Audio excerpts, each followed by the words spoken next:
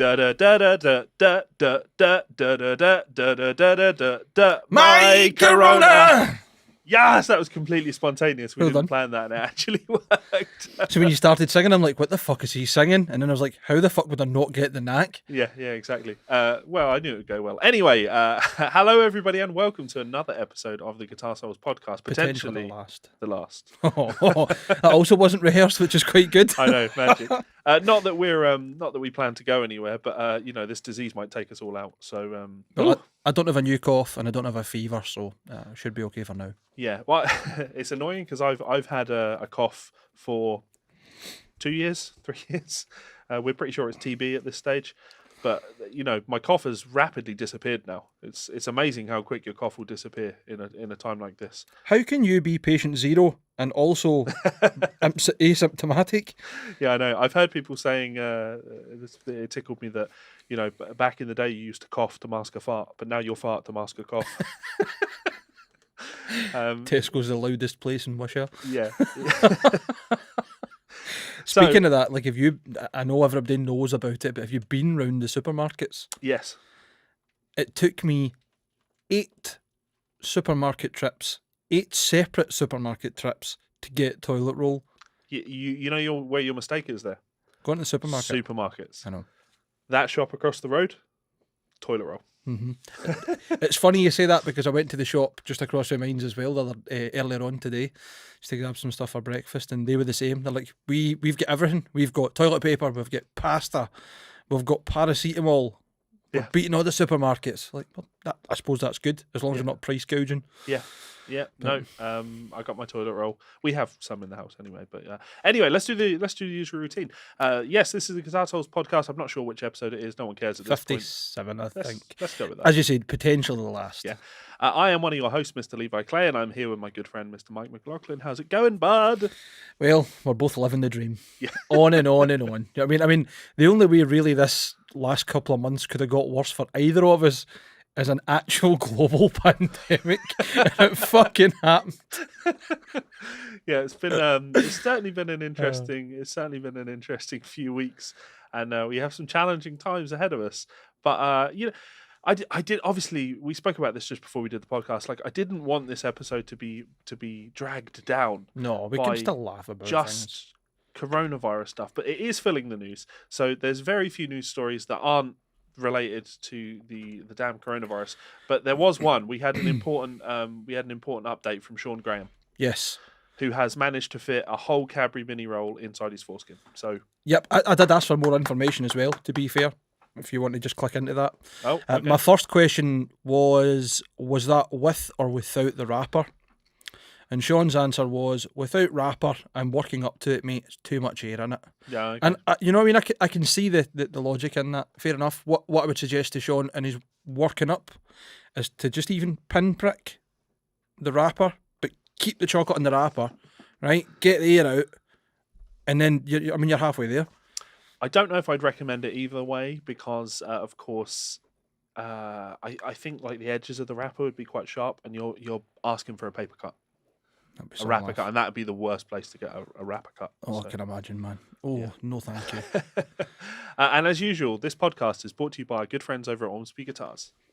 This show is brought to you by Ormsby Guitars. We want to thank Perry and the guys over at Ormsby for all of their support. It is very much appreciated. For those unfamiliar with Ormsby and what they do, they're wonderful guitars built by Perry out in Australia. And probably what they're most notable for in recent years is actually doing these runs of guitars that are actually built offshore and then brought into Australia for quality control and then sent on out. So if you head on over to ormsbyguitars.com and check out the pre-order section on their website, you can check out some of the upcoming runs, get involved for a very low price, and prepayment plans, payment over a series of months. Great way to get yourself a killer instrument at an absolutely killer price. So as always, thank you so much for the support, guys. Check them out and let them know that we sent you. Anyway, on with the show. Right, so with that out of the way, it wouldn't be a Guitar Souls episode without us laughing about the two things that we seem to talk about every damn episode. One, of course, is Gibson guitars, and the other, of course, is TTM guitars. But the Gibson story this time is a little bit different from normal. Have you seen this? I had a quick read, but I'll let you surmise because it is fantastic. And knowing you, I am not a lawyer mentality. This is going to be something you're going to read and be like, oh Yes, fuck you. This is really interesting. So obviously, Gibson guitars have been suing or threatening lawsuits to a lot of companies in the last year or so. You Mm-hmm. know, their hashtag Play Authentic thing, which, you know, fair enough. If that's the way you want to conduct your business, that's fine. They seem to have done something similar to Heritage Guitars. You're aware of Heritage, the brand? I don't know much about them, but I understand that they operate from Kalamazoo, Yes, which is they are obviously, in the old Gibson factory. yeah. That's what I was going to say, that essentially carrying on the actual Gibson legacy. Yeah, so they always were sort of ex-Gibson employees that were then making, I want to say Gibson copies, but let's go Gibson inspired instruments by people that still wanted, you know, instruments made by these people in this factory, which is kind of cool. That's kind of novel. Yeah, I think in this scenario, it's a bit like Black Star, all ex-Marshall employees. We like Yeah. what Marshall does, but not enough. We'd like to do what they do better. Yeah, So therefore, we're yeah, going to go our own way. yeah, and it's the same as Suhr guitars. John Suhr was one of Fender's master luthiers for a very long time. I didn't know that. And yeah, it totally makes sense to me, and I really admire that. If you're a Gibson fan, there are certain people that you're not really interested in the fact that it says Gibson on the headstock. Really, when you really think about it, what you're really into is the specific people that have made the instrument. If Gibson existed, or if any factory, if any company exists building something, and then one day they just fire all of their staff and then just bring new staff in, as a customer of that company, I think you're going to be a little bit apprehensive about where things are going moving forward. And then given the choice of going, okay, well, we'll just see where things go with this new setup, or you've got the option to just go back to the guys that you trusted from before. Mm-hmm. I think it's really cool. So that is essentially how Heritage have always operated their business, and it seems that they have had a deal in place with Gibson for this to not be a problem. I mean, I don't know how it could ever be a problem for Gibson. They don't own the building, they don't lease the building, and clearly Heritage Guitars do. Well, yeah, but it's more on the designs of their guitars. Like Okay, when you look at their guitars, like this is But basically. see, when I look at that, if I'm totally honest, that more looks like a Tokai Les Paul, like a Love Rock to me. It's not got the same dimensions as a Les Paul. It's got a fatter arse. The actual cut at the bottom cut is a different shape as well. I mean, don't get me wrong, that 335 is pretty close. Yeah, but you know what? I actually quite like the headstocks on them. it reminds me. Remember the Dean? Is it the shrimp fork style headstock? Yep. It's a bit like that, but as long as it doesn't snap as soon as you breathe near it, who cares? And these are supposed to be as authentic as they get, so they probably do snap. But you know, I think when they say authentic, probably authentic to the aesthetic design and the specs that you want, not aesthetic. Or sorry, loyal to the design of. Well, I mean, we want to have defective guitars too. Yeah. But to be honest, they are beautiful looking guitars, and they're in my mind. There's no question in my mind that I would own one of these. If I saw one for sale, I would consider it. Absolutely, that quilt top, that kind of tobacco burst quilt top was absolutely gorgeous, or amber burst even. So it seems that, like I say, Gibson have tried to do the bullying thing with Heritage, and Heritage have fired back. But they've not just fired back publicly; they've fired back legally. They're fired back by filing a lawsuit, apparently. So let me read this. This is a statement from Heritage Guitars Inc. For the first time in over 3 decades of existence, we at Heritage Guitars Inc. have found it necessary to take legal action. Yesterday, we filed a defensive lawsuit against Gibson in response to an ongoing and excessive campaign of harassment by the Gibson team since they came under new ownership. The histories of Heritage and Gibson are undeniably intertwined. We represent the ongoing legacy of more than 100 years of guitar building at the legendary 225 Parsons Street factory in Kalamazoo, Michigan, a location that Gibson called home from 1917 to 1984.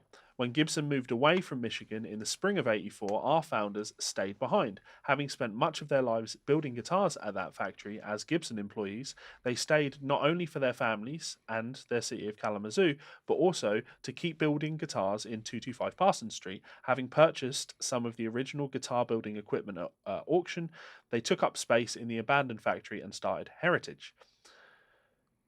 So, at the beginning of our a new era at 225 Parsons Street was rocky. We enjoyed a peaceful coexistence for nearly 29 years thanks to a settlement agreement mutually agreed with Gibson in 1991. We were surprised when threats and spurious claims that we were inconsistent with our original agreement started coming from Gibson's new management team. We responded, let's try that again, promptly and amicably, despite their aggressive threats to outspend us legally if we don't comply. I mean, that to me right away just seems like bully boy tactics, and I think that would, if evidenced, won't stand up in court. Them saying they'll outspend them. So basically, what you're saying is you don't have a leg to stand on, but you've got enough money that you can fight the case longer than we can. Yeah, and I absolutely believe that will have been the case just because they've put quote marks around outspend. Oh, no doubt. I mean, it just seems right up Gibson Street. We don't care that we haven't had any issue with you for the best part of 40 years, or that we actually made an agreement in 1991, or Yeah. sorry, 30 years, or that we actually have an agreement, a settlement, a legally binding agreement between both parties. We don't want you making these shapes anymore because they're too close to ours, and ours are of lesser quality, and you're showing us up.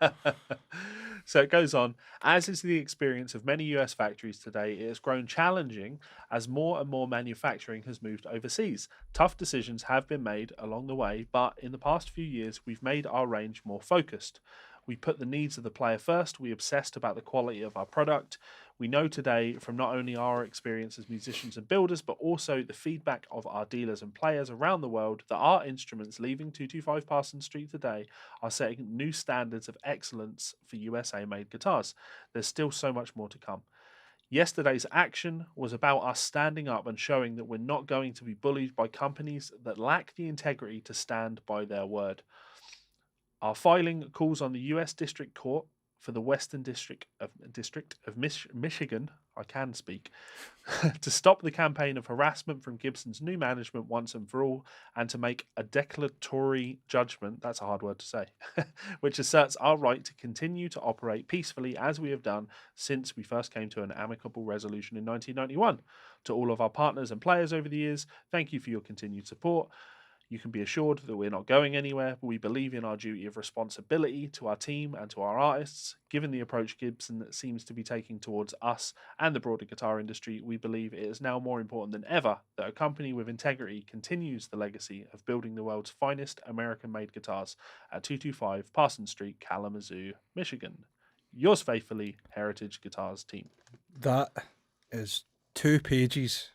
Say 6 paragraphs of just that. Gibson. It's beautiful. So well written. Yeah, I enjoyed it, and they've got a tiny bit of blowback.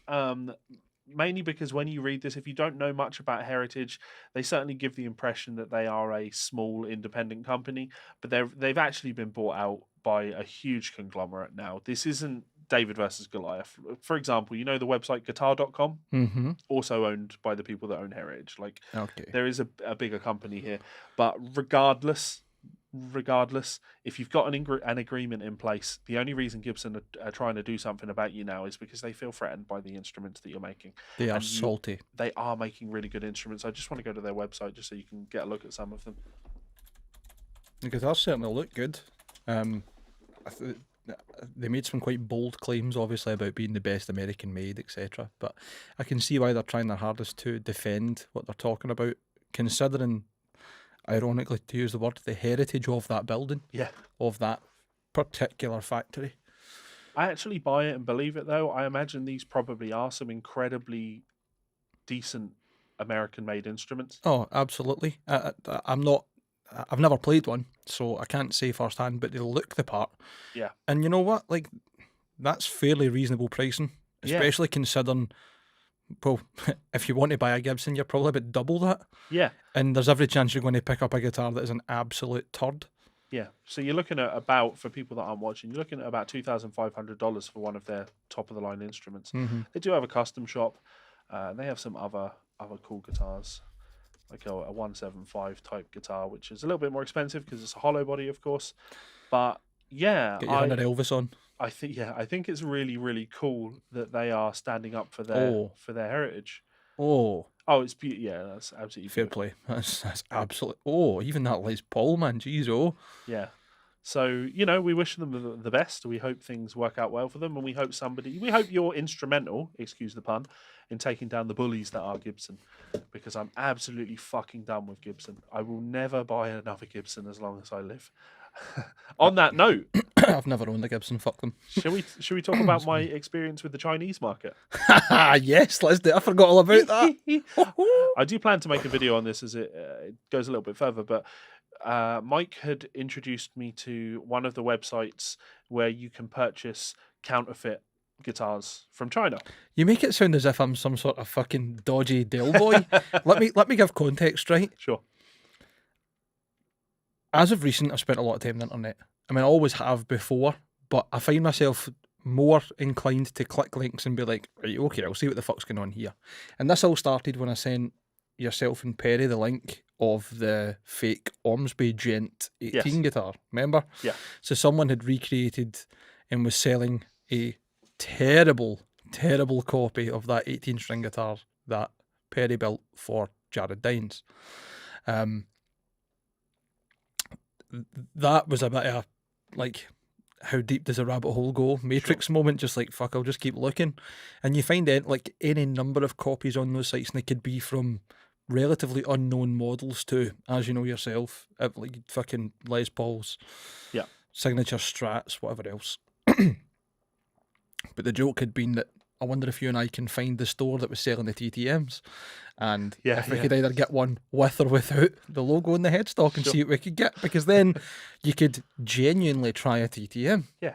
At least as close as you're ever going to get, unless somebody sends you one that's got the actual name. Oh, the way the customers were actually going to have been playing. Sorry, the way the artists would have been.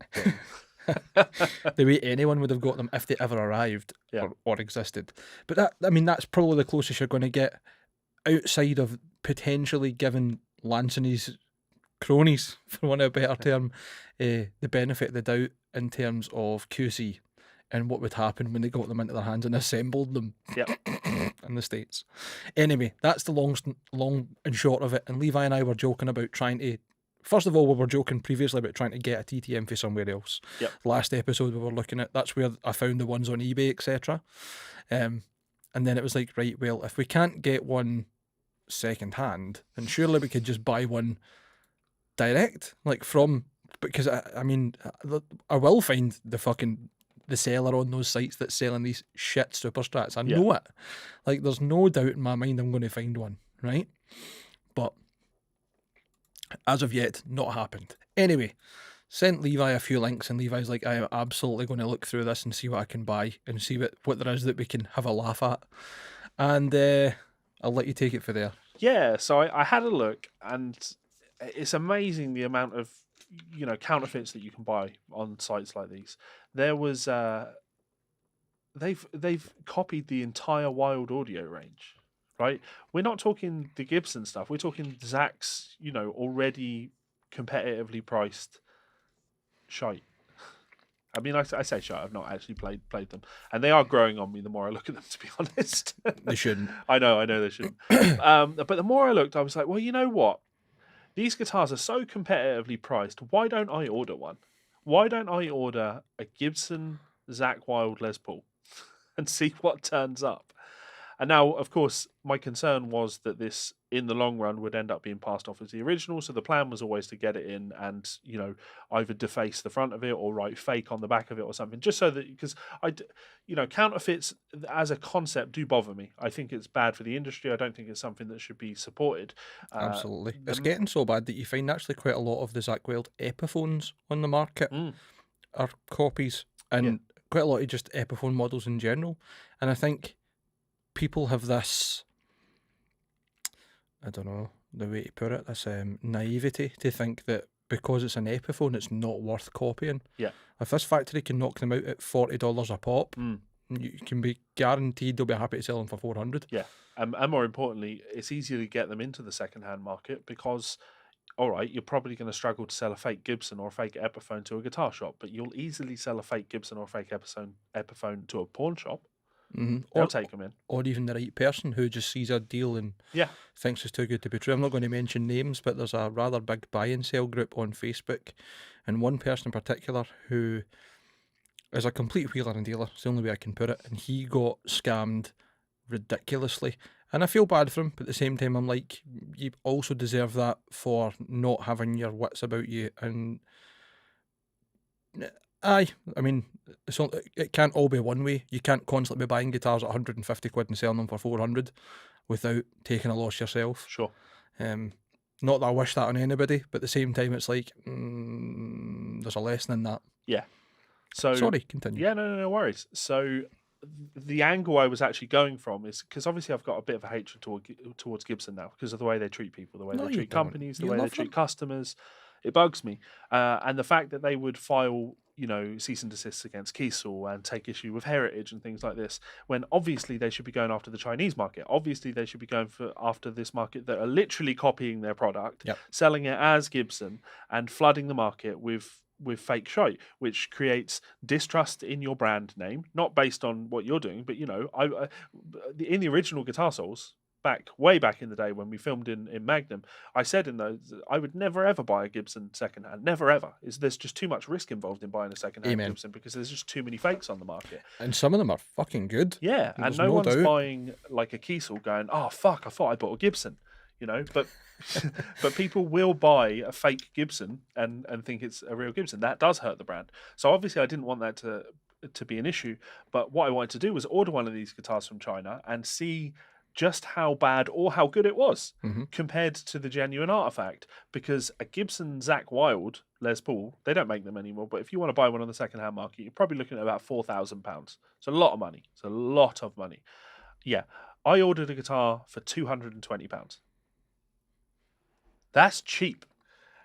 Was it going to be almost £4,000 worse than the genuine artifact? I imagined probably not. But the reason I bring this up is because the order's been cancelled because this cheeky motherfucking Chinese company actually got in touch with me and said, sir, due to the fact that this is a Gibson, a counterfeit Gibson, the UK borders are very quick to destroy these when they discover them because, trademarks, etc.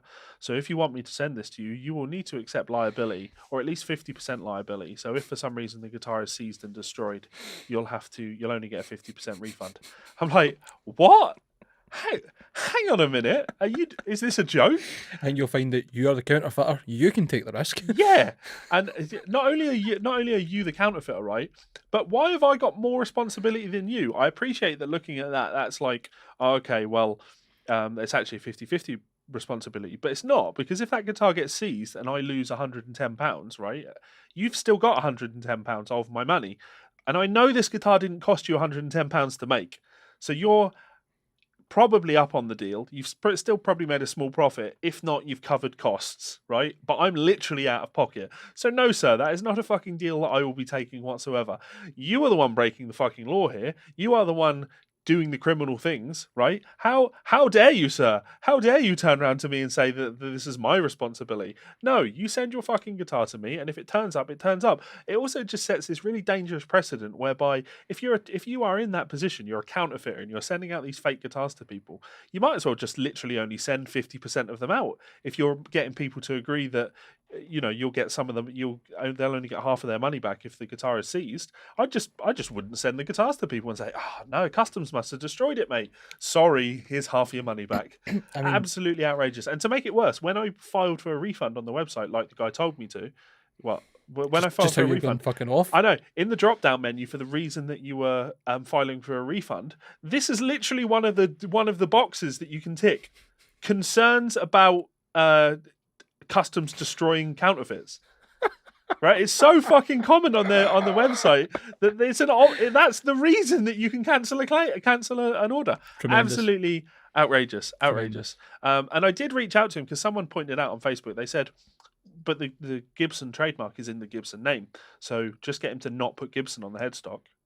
Problem solved. And that actually sounded brilliant to me. Initially, I thought I could get it made with my name on the headstock, and then I said to you that we could get something like Chappers on the headstock or TTM on the headstock. But the guy was like, no, sir. The Gibson have trademarked the body shape. so I can't do it for you that way. I'm like, what are you talking about? Gibson haven't trademarked the body shape. You're just outright incorrect there. Also, maybe Mr. Chinese fucking counterfeiter, why? Maybe you don't give me legal advice, right? Maybe you don't tell me how copyright law works because you don't have a fucking clue. You pleb. I was just about to say, like, does this man not understand the irony of him saying, well, we can't do that because actually they've trademarked the body shape that we are currently counterfeiting. Yeah. So if we don't counterfeit it entirely, then we're at more risk. Yeah, exactly. So Fucking idiots. Gibson, those are the guys that you need to be going after. You need to be going after the Chinese counterfeiters. I'm going to look around on the site again and see if I can find something else. He said, try some other sellers. You might have some luck with some other sellers, but to be fair, his fakes looked pretty good. I might end up just ordering a Wild Audio one. Again, it's less about, like as I say, the plan is either to destroy the guitar when I'm done with it or to give it away to someone. Fortunately, my YouTube channel is Patreon funded, so although it's £200, like it's £200 that my subscribers and supporters have sort of paid for, if you like. It's an expense. I have an idea. Go on. Why don't we do an auction, and every bid that people give, eventually when this guitar turns up, is a suggestion on how we destroy it, and all the money goes to charity?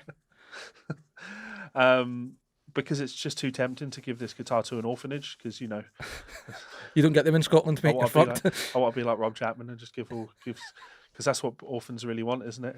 Guitars. You don't get orphanages in Scotland. You don't get orphanages in the UK at all. Anyway, yeah, no, it's not a thing. So I don't know what orphanages he was giving guitars to. Nice. Yeah. Anyway, so that's the Gibson side of things to talk about. Let's just briefly do TTM, mainly because Andy Torrance said that he's tired of hearing about TTM and it's flogging a dead horse at this point. It's still funny to me. It's still unbelievably funny to me because Lance Benedict is actually in court today. I would also say it's very important we do keep talking about it. It might be boring. It might not be great having no updates for 3 or 4 episodes at a time, but not talking about it is exactly how Lance managed to do it twice, if not more. Yeah. People forgetting about him, letting him kill his internet presence and all that stuff, and essentially cover his tracks is the reason why he got away with it again. And we would be somewhat keen for that not to happen again, so that when he pops back up, we can all just go, Lance Benedict, you're a dick. It's super important. When he contacted me with threats, like threats of violence, I will find you and I will get even for the things that you have done to me. I will seek retribution and stand upon the bodies of my enemies. The thing that really tickled me in that is he said, you've literally cost me millions of dollars in lost deals. And it's like, one, I don't believe you, mate. I don't believe you, you scammer. 2, good. Because you don't deserve this money. And next time, if only I was about in 2009, making all of this fucking content, making fun of him and drawing attention to the shit that he'd done in 2009. Because when he resurfaced in 2017, he would have been laughed out of the room. It was all. I think the problem there as well, it was a different level. Like the 2009 thing was just him not fulfilling orders and disappearing. Sure. This was a full scale planned attack on suckering people in. Yeah. And like going for the long game. The full thing of like we're going to become we're going to get our own distributors, we're going to have our own regional sales teams, and you can become a stockist and you can be an artist and you can now buy TTM pianos, and the image was like a bright red, terrible, tacky looking thing. Just with the words TTM, the letters TTM photoshopped onto it. That's what I mean. Like, there's a certain... Do you remember when they announced that they were going to be doing a run of TTM bases, like custom shop bases, and they were literally the Chinese fake Mayonnaise bases that you can buy. It was literally just the Chinese fake Mayonnaise that you can buy. And yeah, apparently that was Lance saying this is going to be our new run of bases that we've just worked on. We just designed these, motherfucker. So I do think it's important to keep talking about him. Yeah. Mainly because we can laugh at him. Like I say, he's in court today with the California Labor Board. Apparently he has been approved. He's not attending in person because it would be like a 6-hour drive for him. He's not attending in person because he's hiding somewhere. True, but he is attending via phone. And he's looking at a $6,000 fine, which, let me be clear, this isn't the end. This is just the California. This is the employees that he has had and not paid. I think the important thing is just one conviction, one of these charges sticking. Because at that point, it's cool. We've not only got precedent that he knows what he was doing, but we've now got a paper trail to chase him on. Yeah. And that's when the landslide happens, Yes. I hope. Makes everything else easier to get him on. So yeah, that's the latest news on TTM. It's hardly news, but yeah, It doesn't need to be. those guys are still done. So, This, did you enjoy my poem? I did. And very much. I mean, I liked getting the sneak peek to it as well, which was fantastic. Can you recite it off by heart? Just try it. No, I literally can't even think of the first word. I've got it just down there. I gave the impression that I recited that from memory in the video. It was a one taker. Mhm. I got an auto cue app for my iPad, and I mounted the iPad right up on so it was right below my camera, and I was just waiting for it to get as close to the camera as possible. So Just good. yeah. So gather around, children. Let me tell you a tale of TTM guitars and the scam meant to fail, or the scam that would fail. Yeah. That's 4.5 minutes. That was good. I could have just kept writing. I was having so much fun when I was writing that in the house. It seemed really funny, and then obviously I uploaded it and no one cared. So I still think it's the funniest video I've ever uploaded, but such is life. Such is life. Artists are often misunderstood, big man. Don't worry about Let's talk about another artist that's been misunderstood. it. Oh, misunderstood. Yes. It's a good segue, but Yeah, I know. The title for this is hilarious. Joe Satriani names Nita Strauss as the next shredder to explode on the scene. She's got the sound and her technique's amazing, Satriani says. I mean, firstly, come on, Joe, behave yourself, right? Like we no disrespect to you because you deserve the respect that you get, but with no disrespect, you're not that relevant yourself anymore. You've not released a lot in the last few years that's grabbed them, and that's not a bad thing, right? You can do your thing, but maybe accept that also makes your opinion less relevant because you're not in the same circles a lot of more active and more prevalent musicians and artists. And also, Nita Strauss has neither got the sound nor the technique. What are you watching? Well, the thing that she's the next shredder to explode on the scene. What are you talking about? What do you mean? This is like Nostradamus. If Nostradamus wasn't written before, like you can't have you can't make a prophecy after it's fucking happened. Nita Strauss has exploded onto the scene. She has had some of the biggest gigs imaginable. She is, as far as playing to audiences go, Joe, she's got you beat, mate. She's performed at WrestleMania. Like, that's huge. That's unbelievable. That's a massive audience to perform in front of. And I can't remember the last time Joe was in front of an audience like that. What makes it even more mental, see if you just scroll down a bit, look at the comment he's making, right? And he's talking about other people that he's... I'll just read the quote, right? So asked in a recent interview about the last time he was wowed by a musician, he went on record about his admiration for Nita Strauss. I read as quotes as follows. I was down in Los Angeles not too long ago for the NAMM show, he told Talkin' Rock with Meltdown podcast. And I was standing on stage next to Steve Vai, Yvette Young and Paul Gilbert. You know, the whole band. Those guys are amazing. But Nita Strauss, she was really good. She really brought it. She's like the whole thing. She's got a sound and her technique's amazing, and she's a really great performer, and it was really cool to see her just be able to flow with older players like myself and Steve and Paul and the younger players like Yvette and the guys from Polyphia. I just thought it was kind of cool. I just thought that's a mark of someone who's going really far. Even though she's been a pro for a long time, you know, she's out on tour all the time with Alice Cooper. As a solo artist, I think her time is coming. She's about to explode on the scene. So what you meant to say there, Joe, was she's the least talented person on that stage, but I fancied her most. I mean, that might be a jump. Allegedly, that might be a jump. Look, I'll take that as a jump. That's completely my opinion. But the way he's written it is as if he's absolutely fawning over her. Yeah, but he says she's got the whole thing. She's got the sound. No, she doesn't. Technique's amazing. No, it isn't. She's a great performer. Yes, she is. No, she's not. I think she's a pretty good performer. I think part of the performance is actually performing. I mean, when you... I don't think it's all frill and knickers. When you consider that we're talking about Steve Vai, Yvette Young, Paul Gilbert, Polyphia, Joe Satriani, she's the rock star on that stage. She knows how to perform to an audience better than any of those people. I think the Polyphia guys would have outplayed her. Oh no, I don't I'm- mean playing. I mean performing. That's what I'm talking about. Putting on a show. Even those guys. But Those guys just stand on stage and don't. I'm sorry. I would they take barely somebody who's looking a bit excited and into it and actually playing well than somebody who's literally just falling about the stage like, look at me, rock and roll, and just being terrible, which I haven't seen the performance, so... But that's what we grew I'm up being loving, objective is here. it not? Like, are the guitar heroes of our youth were they not? No, the guitar heroes in my youth were the ones that could do all that and still play. Slash running about the stage, still playing the solo for fucking... But go back and listen to it. Being Paradise objectively City? garbage.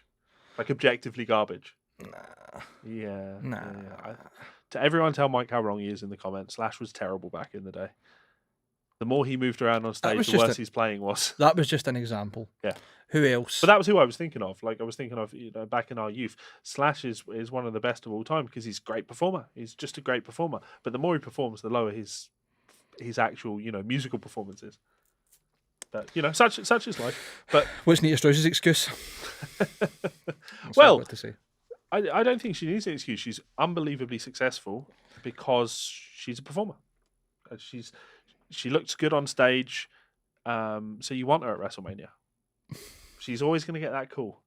She's going to get the Alice Cooper gig. You're not going to give it to Andy James, who was in the running for it. Obviously. You're going to give it to the performer. So sorry, Andy, you're not rock and roll enough, according to Levi. Yeah. Whoa. According to whoever gave that gig. Look at you straight in the defence. Yeah, whoever gave that gig, I wouldn't have. I know that, but like that's a different conversation. We've had this one before, isn't it? Speaking of Ibanez players who actually deserve a signature. Yeah, Kiko Loureiro. I'm working with him at the moment. Really? Yeah. Sick. So we'll have him on. We'll have him. I know. I thought I'd mention it now. We'll have him on the. We'll have him on the channel shortly. Where are we? There we go. We should have Kiko and Tom Monda come on and have a lick off. I reckon that would probably be the sickest collaboration you'll ever hear. Yeah, Kiko. So for those unfamiliar, Kiko Loureiro. I was going to say best known, and it's probably is the case. Best known as being the current guitar player in Megadeth. Played with Angra. Exactly. He has a long career in the metal scene, with Angra, and also his solo albums are fan-fucking-tastic. Fantastic. Yep. I highly recommend people go and check out the album No Gravity. It is one of my favourite instrumental guitar records of all time. The thing that always grabs me about Kiko's playing is he doesn't hide behind reverb or gain at all. Like it's as naked as a guitar tone can get. Yeah, and there's so much versatility in his playing. He can do the super melodic Satriani thing. He's a great shredder when he needs to be, but he's also got a long history of, Latin American influence in there, shall we say? I wanted to say Brazilian, but it's Latin American as a whole. Like there's that entire Southern American culture thing. South America culture, not Southern American. That's a totally different thing. Geography is not my strong point. I'm not making any comments towards that. But yeah, I know what you're saying. So he's an absolutely wonderful player. And this story is Kiko Loureiro is selling a mountain of guitar gear, including a Grammy-winning guitar. Which is upsetting because I have no money. Thanks, Kiko. Yeah. I'm also going to be selling a guitar shortly. So I give it a couple of weeks before two of Kiko's guitars turn up in your house. Yeah. So the story goes, Megadeth electric guitar player Kiko Loureiro is the latest artist, along with Green Day, Avenged Sevenfold, Dave Mustaine, of course, to team up with Reverb for an online guitar shop. The official Kiko Loureiro Megadeth Reverb shop will now feature more than 80 pieces of gear, including guitars, amps, pedals, all used on albums and tours throughout his career. Some of the items are available with descriptions from Reverb, and Loureiro include, a Tegima K1 electric guitar made by master luthier Marcio Zaganin, maybe? I don't know. Its fretboard is made of, I'm not even... Brazilian rosewood, yeah. It was previously part of the City Hall's floors in Sao Paulo, Brazil, which is cool. Yeah. It's also a cool looking guitar. Yeah. Credit where credit's due. That is a cool super strat. I reckon the ESP weird cutouts on it. Let me bring that up for people. 427, I think, is the model. Is a bit of a rip of that. You know the one I'm on about?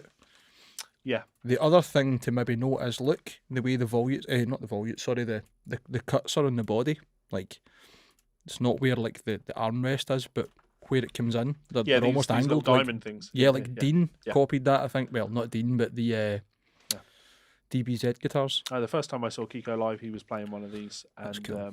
that was like in a clinic at the ICMP, and he absolutely blew me away, and I thought he was just the coolest thing, and Yeah, was a he big is. influence ever since. So yeah, there's a ton of cool guitars available here. Some of his Kiko 200s, the Ibanez ones, worth a look if it is of interest to you. If you would like to own yourself a piece of history, I think we might know a gentleman that's probably going to buy some of these. Just one. Yeah. And his friends at the studio. Yeah, We really need to take a drive one day. I know. We'll have an update though if we find out anyone that buys any of these guitars. So yeah, why don't we? Hang on. I appreciate that's not social distancing, just like coughing at you. Quite the opposite, thanks. You know you're supposed to do it into your arm. It's an excuse to dab in public. That's the official advice. Yeah. Or do it into a tissue and throw it in the bin. Not cough on your co-host on my keyboard on your podcast. Make him sick. Yeah. I'm not sick though. I'm fine. I'm great. We are going to talk about the virus now. Unfortunately. Because it needs to be done. Like, it's one of those things we cannot escape it. Musicians are having a really hard time because of this. Wham, wham. Tours are getting cancelled left, right, and centre.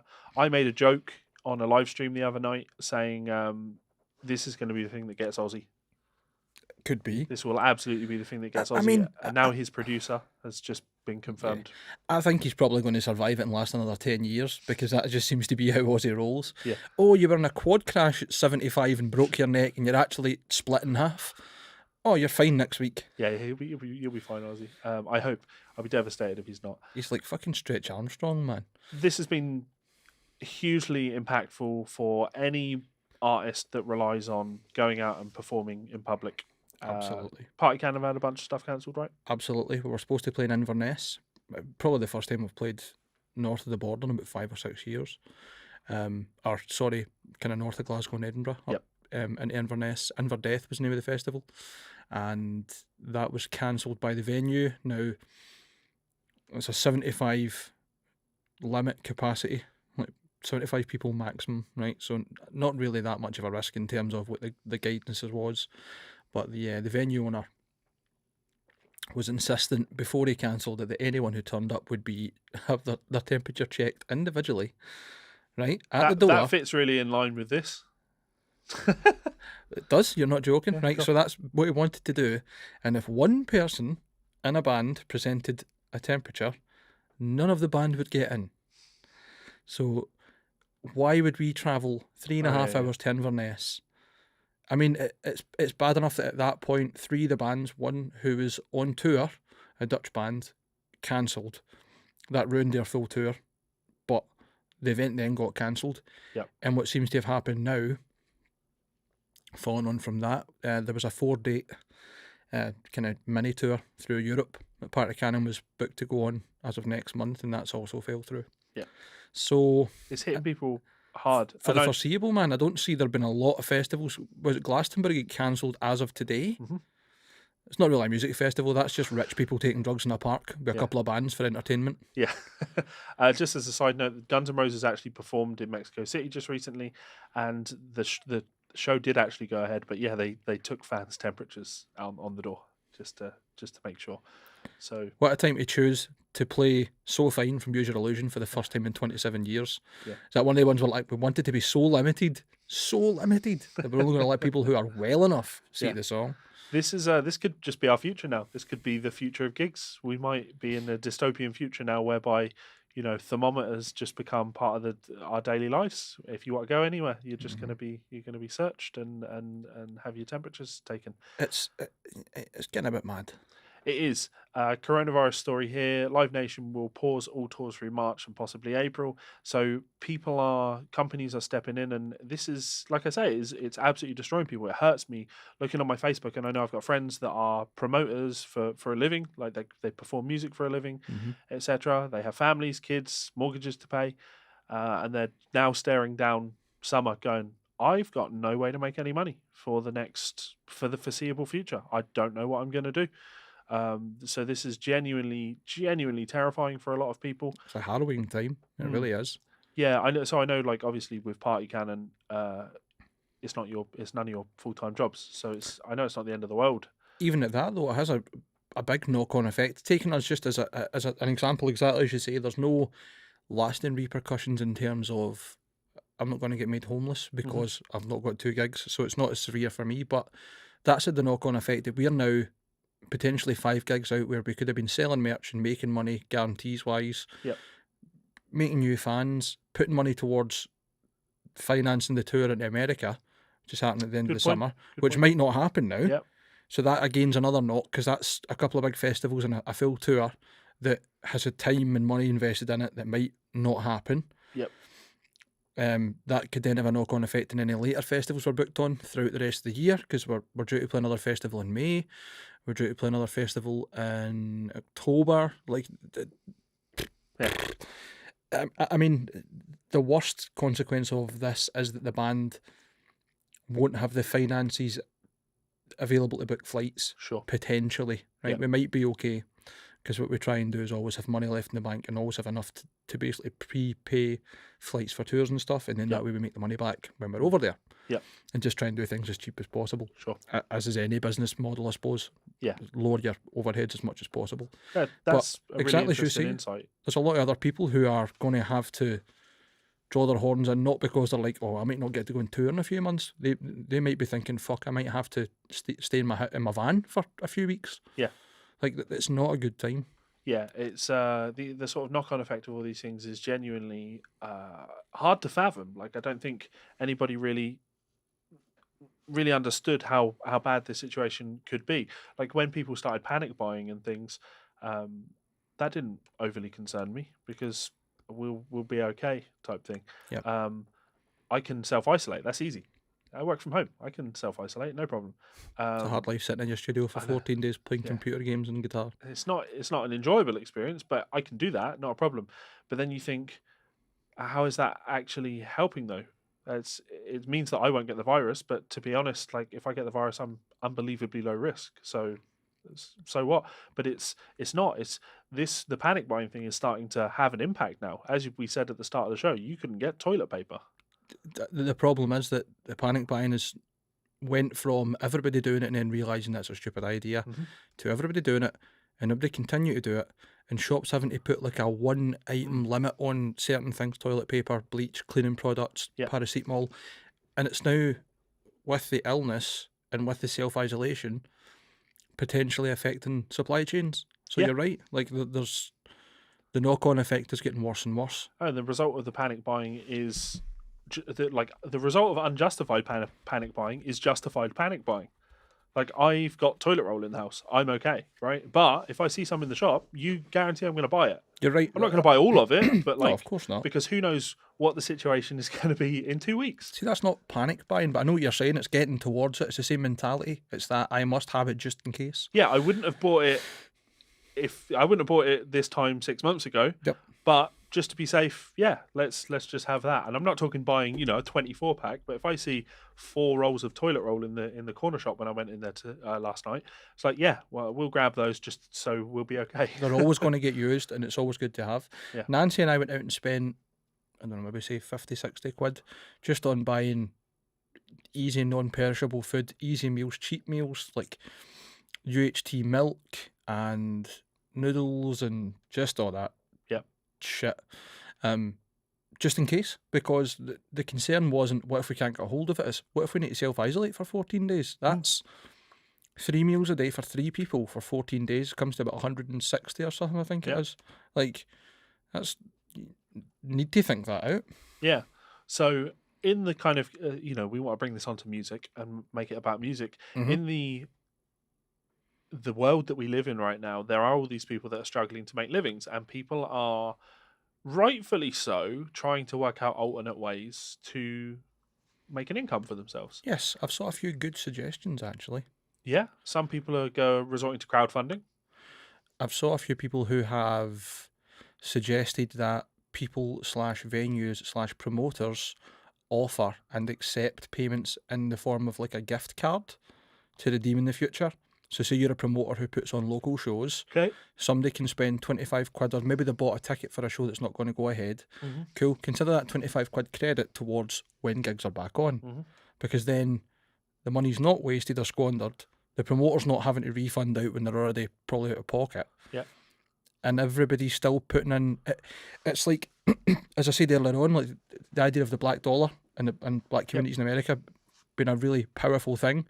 It's now getting, and not in the same sense, but in a similar idea that there's like the local pound here, if you know what I mean. Yep. Everybody's trying to be conscious of not going to Asda and spending 60 quid when they could go to a couple other shops round about, get the same stuff, maybe a wee bit dearer, but the money go back into the community and be looking after people rather than businesses. Yep. Which is nice. Yep, that is nice. And but it's that attitude of looking after people which I have to deliver bad news on this, guys. It's just there's just not enough money to go round. Money's too tight to mention. You know, if you look on Facebook right now as a guitar player, I'm sure you have probably seen a fucking unbelievable influx of people that are suddenly offering Skype guitar lessons. You know, and they can't. There's not enough students. Joke's on them, I'm selling feet pics. And that's not a dig in any way, shape or form at sex workers before Indy tries to chin me and give me any fucking lecture. It's real work. It takes great dedication and hard work and a lot of self-motivation and PR and delicacy as well. Because I don't think anybody's going to chin you for that. You'd be surprised. But on that note, feet pics, 50 quid. Yeah. I'll even paint your toenails. Just, you know, help out. That's what you can do. It's like putting glitter on a turd. Yeah, it's common sense, right? There's not enough students for everybody that's like, shit, I need to make money. I'll offer Skype lessons. Guys, you're not going to get booked. You're not going to get booked for two reasons. One, because there's not enough business out there, right? But probably even worse than that, there's nothing worse to me, being a business owner, being somebody that teaches for a living, that does all those things, seeing all these people that say, I need a way to make money. I'd like to book you guys in for Skype lessons, so I'm going to be all right over the next couple of months or whatever. That's never the reason to teach, is it? No. Just a tip for you guys. If you are going out and looking for Skype lessons right now, maybe try a better angle than this is what I need to do to make money. Maybe try the angle of, I don't teach all that often, but with all of this extra time, I'd like to be able to use that time to help you guys achieve your goals. I've seen a few people write it that way, and I've seen a few people basically go, me no got the money, give Money, me. please. Money, And I mean, please. I've felt like doing that myself, to be fair. Like Yeah. It's only going to be so long before I've got a fucking Twitch channel and it's me in my pants in the living room screaming at the computer while I play DayZ. To me, like that, talking about doing things like that, that's the obvious way forward. But even then, there's a limit to how successful that can be for people, right? I think it kind of devalues the idea of teaching as a profession as well, that everybody just diving on it because they can. I don't teach because I don't know enough about, I've never thought about teaching, probably more accurately, because I don't know enough about theory. I would feel like I'm absolutely an imposter. And that's not me projecting that on anybody else who is now considering that as a stopgap career. But as you said, it's like, I just think if you're a performer, like if that's what you do, if you go out and play gigs, do gigs. That's me. Do them online. Like you can do that. That is a fucking thing. There are people out there that live stream gigs. Yes. And it doesn't need to be in a venue like mega high production value, right? Think of your fans. Think of these people that were looking forward to coming and seeing you play, and they were going to spend £20 on a ticket, right? Just think of those guys. They'll probably come and watch you stream live for free, right? And when they're watching you, they might contribute. Mm-hmm. They might give you a £5 super chat. They might give you a £10 super chat. Or if you're on Twitch, they might give you a subscription. These are all ways that people that are watching you can essentially tip you. Mm-hmm. This just makes more sense to me. I just think if you are a performer, do that. Do your performing thing. Do it. Like, you've got fans. They want to fucking hear you or hear you do your thing. Like Josh Smith's a great example of this. He's a great player, great, unbelievable player. And I'd love to sit down for lessons with Josh Smith. I would, right? But I know Josh is going to be advertising for lessons now to teach people, and it's like, man, you just need to get online and play, because you will get so much more people watching that than just one person for an hour of time for a big chunk of change. Cast the wide net. That's the advice that I'm giving to people. Cast the wide net. It's not going to be as successful, I'm sure, as going out and touring, but who knows? You might end up changing your business model moving forward rather than having all your eggs in one basket. I was listening to Matt Heafy as Mike showed up today, and exactly shaking his head, and he's got some choice words to say. But credit where credit is due to Matt Heafy. He's really taken to the Twitch thing. And I'm just jealous that he's found himself another revenue stream, and a cool thing to do. I mean, who doesn't want to get paid to play computer games and chat shit with people online? Yeah. So I only ever see his guitar related stuff, but I assume he's probably playing video games. He definitely does play video games, because there was a clip sent to Kieran. Somebody asked him on like one of the chats about like, what do you think of K-Mac? And he said something like, I'd love to have him guest at a show or whatever, if anyone can reach out to me in Glasgow, tell me get in contact. Remember we spoke about that? That was about maybe half a year ago or so. Sure. That was mid computer game. He was playing like Sekiro, Shadows Die Twice or something, I think. Don't get me started on that game, mate. Have you played it yet? I've got it in the computer and I've not installed it because I'm really worried that I'll break my computer. Let me show you something, Mike. That this is my anger of the month, anger of the year, actually, anger of the year. Did you smash your TV up or something? Why are you angry about that? That Sekiro on the shelf in Asda on sale for £15. It has been marked down. There's the ticket on it. Sekiro Shadows Die Twice, 49 down to 15. Awesome. Took it to the till, went to buy it. Didn't have any copies of the actual game in their cupboards. Okay, cool. That's annoying. I was excited that I'd pick it up for a deal. Oh well, such is life. Go to a different Asda. Went to Asda in Motherwell. Same. No copies of it on the shelf. Okay, fine. Why don't I just ask, though, for them to open their games drawer to see if they've actually got any copies, Oh, they had a copy. Fantastic. I'll take that then. £50. Hang on a minute. What do you mean £50? It's on sale. It should be £15. Look, there's your ticket. Sorry, it's coming up at £50. Nothing I can do about it.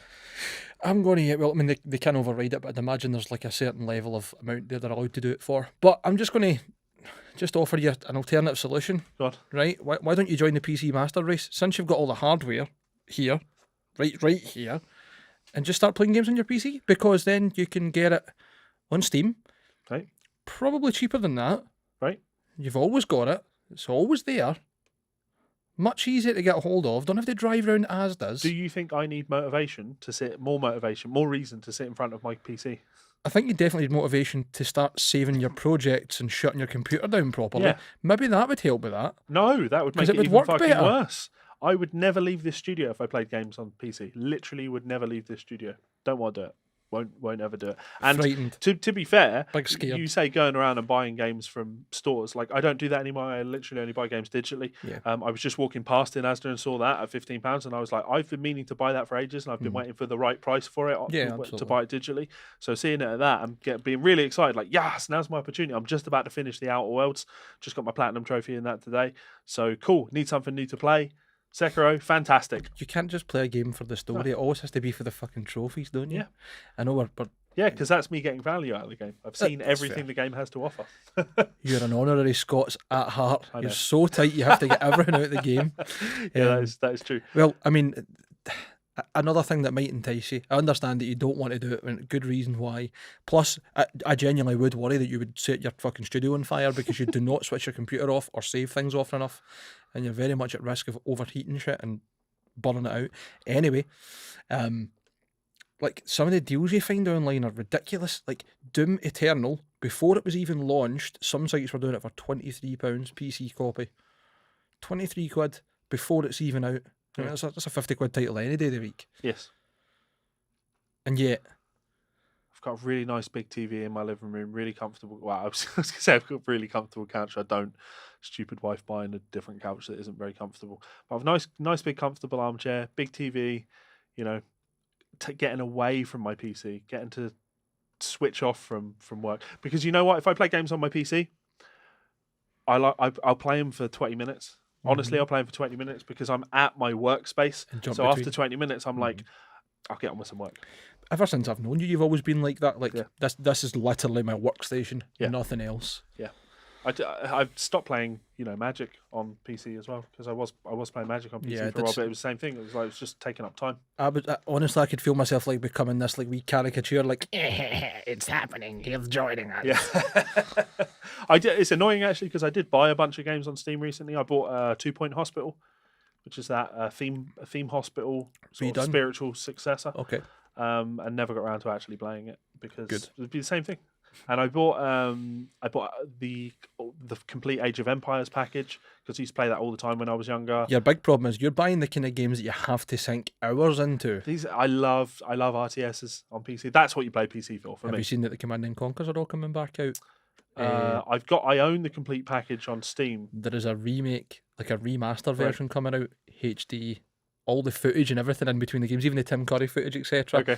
All 4K, whatever else. To be Scottish about it, all air it. All air it. Anyway, to Matt Heafy, right? Sorry. Immense amounts of respect for Matt, who I'm not saying he's turning this situation around to his favour, but he's playing into it. He's taking advantage of the system that he has set up for himself. I think musicians need to be looking at what Matt Heafy is doing and go, that's a good idea. I should be putting more effort into that. I fucking hate people that are, you will enjoy this. I fucking hate conservatives, mate. I fucking hate people that are. Remember I called you Scottish a minute ago? I mean in I mean in the literal sense of the word, right? People that are that try to halt change. People that are conservative about changes. They look to the way things used to be done and they don't think that things should change. Things should stay the same. We shouldn't progress forward, right? That's so prevalent in the music industry. People giving you, still, like they did it when I released my album, but still they'll give you shit for crowdfunding an album. And it's like, in my day, we didn't go to people and ask for money to release an album. It's like, what are you fucking talking about? You went to record labels and begged them for money that you then had to pay back. Yeah, and you got hand over fist bum raped for. Yeah. Like, you were owned. Everything that you did at that point onwards became the record label's fucking theirs. Yeah. Just that's and it. I'm You are sat now here owned. removing the middleman from the situation, connecting directly with my fans. They're buying my album for less than it would have cost if they bought your album back in your day. I don't owe anyone any fucking money, and I've had a higher profit margin on each sale of the album. Like, this is just good business sense. Back in my day, we didn't buy it directly for the factory. We went to the cash and carry and paid extra. That was the right way to do it. Yeah, so I look at what Matt's doing, and I'm like, fucking good on you, mate. Good on you. Like, Fair. Trivium get a lot of hate. They do get a lot of hate, and I kind of see why. Like, I think when Ascendancy came out, it was a great fucking record. But the follow-up, The Crusade, it was like they steered into the commercial viability of the band. Well, I mean, who could blame them? Oh, And yeah. At the end of the day, it might not even have been their choice. They were signed to who? Century Media? Yeah. Roadrunner. Roadrunner then Century Media, was it not? Am I right? Yep.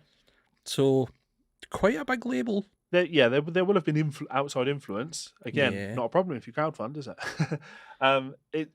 They took whatever path they took in their career, right? And they've got a lot of hate for the direction that they've gone in over the years. Cool, fine. I get it. It's not cool to like Trivium, okay? I think Ascendancy is a great album. I'm not crazy on The Crusade, but the albums that came after that, Shogun, I quite like Shogun. I think it's a pretty good record. There's some good moments on In Waves. I've not really... they did an album with David Draymond, produced it, and it sounds like a Disturbed record. Not crazy on that one. Anyway, point is, it's very cool to not like Trivium. I met Matt Heafy and Corey. I interviewed them for Guitar Interactive magazine. They were really fucking nice guys. They were just guitar geeks. They just wanted to sit and talk about guitar. And I had a lot of time. I will stick up for Matt Heafy after that experience with him. After witnessing him the way he dealt with Kieran, I'm like, that's cool. That's cool. I was watching him. I don't watch Matt Heafy streams. Let me be clear about this. But I saw on a news site that he'd just done a full playthrough of Ascendancy, and I thought, that would be cool to see how he goes about doing that. And he's essentially trying to put on a gig, but it's a live in studio type thing. It's just him. He's playing over backing tracks. He's not playing the album in order because of tunings and shit, but he's playing a song and then he's engaging with all of the fans that are watching. He's talking to them. He's talking about the songs. He's telling stories. It's really fucking good. The performance isn't great, and that's to me, that's Matt Heafy. Like, he's a bit fucking cringy, to be honest. Like, I don't think his vocals stand up on his live streams. I think, and often you kind of look at them and go, "Oh, he did the toss a coin to your Witcher cover on a live stream," and you're just like, "Oh, maybe that's not the key for you, Matt."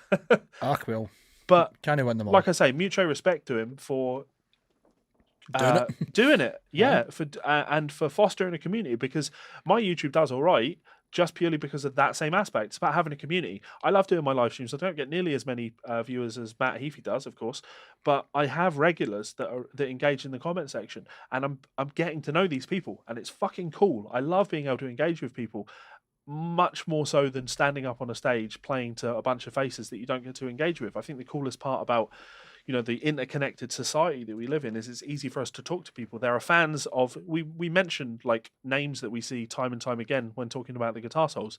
We're often being sent stories by Chris Smart on Twitter, and we really appreciate that. Like, genuinely really appreciate that.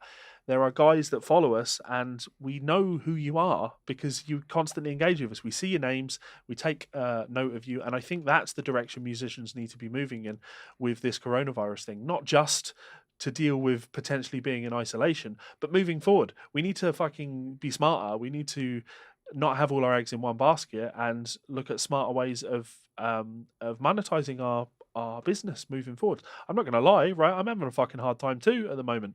50% of my income comes from selling books, right? Guess what's going to be the first thing to go? Amazon are not going to be shipping books very soon, right? So my income is going to take a fucking massive hit, absolutely fucking massive hit.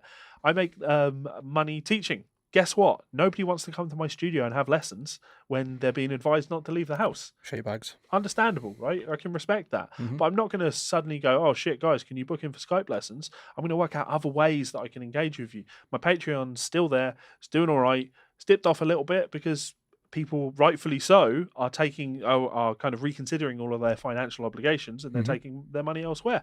And I support that. Like, I'm really supportive of that. I don't begrudge any of these guys, and I still will engage with them and keep them part of my community as far as I'm concerned. Like, I don't need your money for you to be part of my community.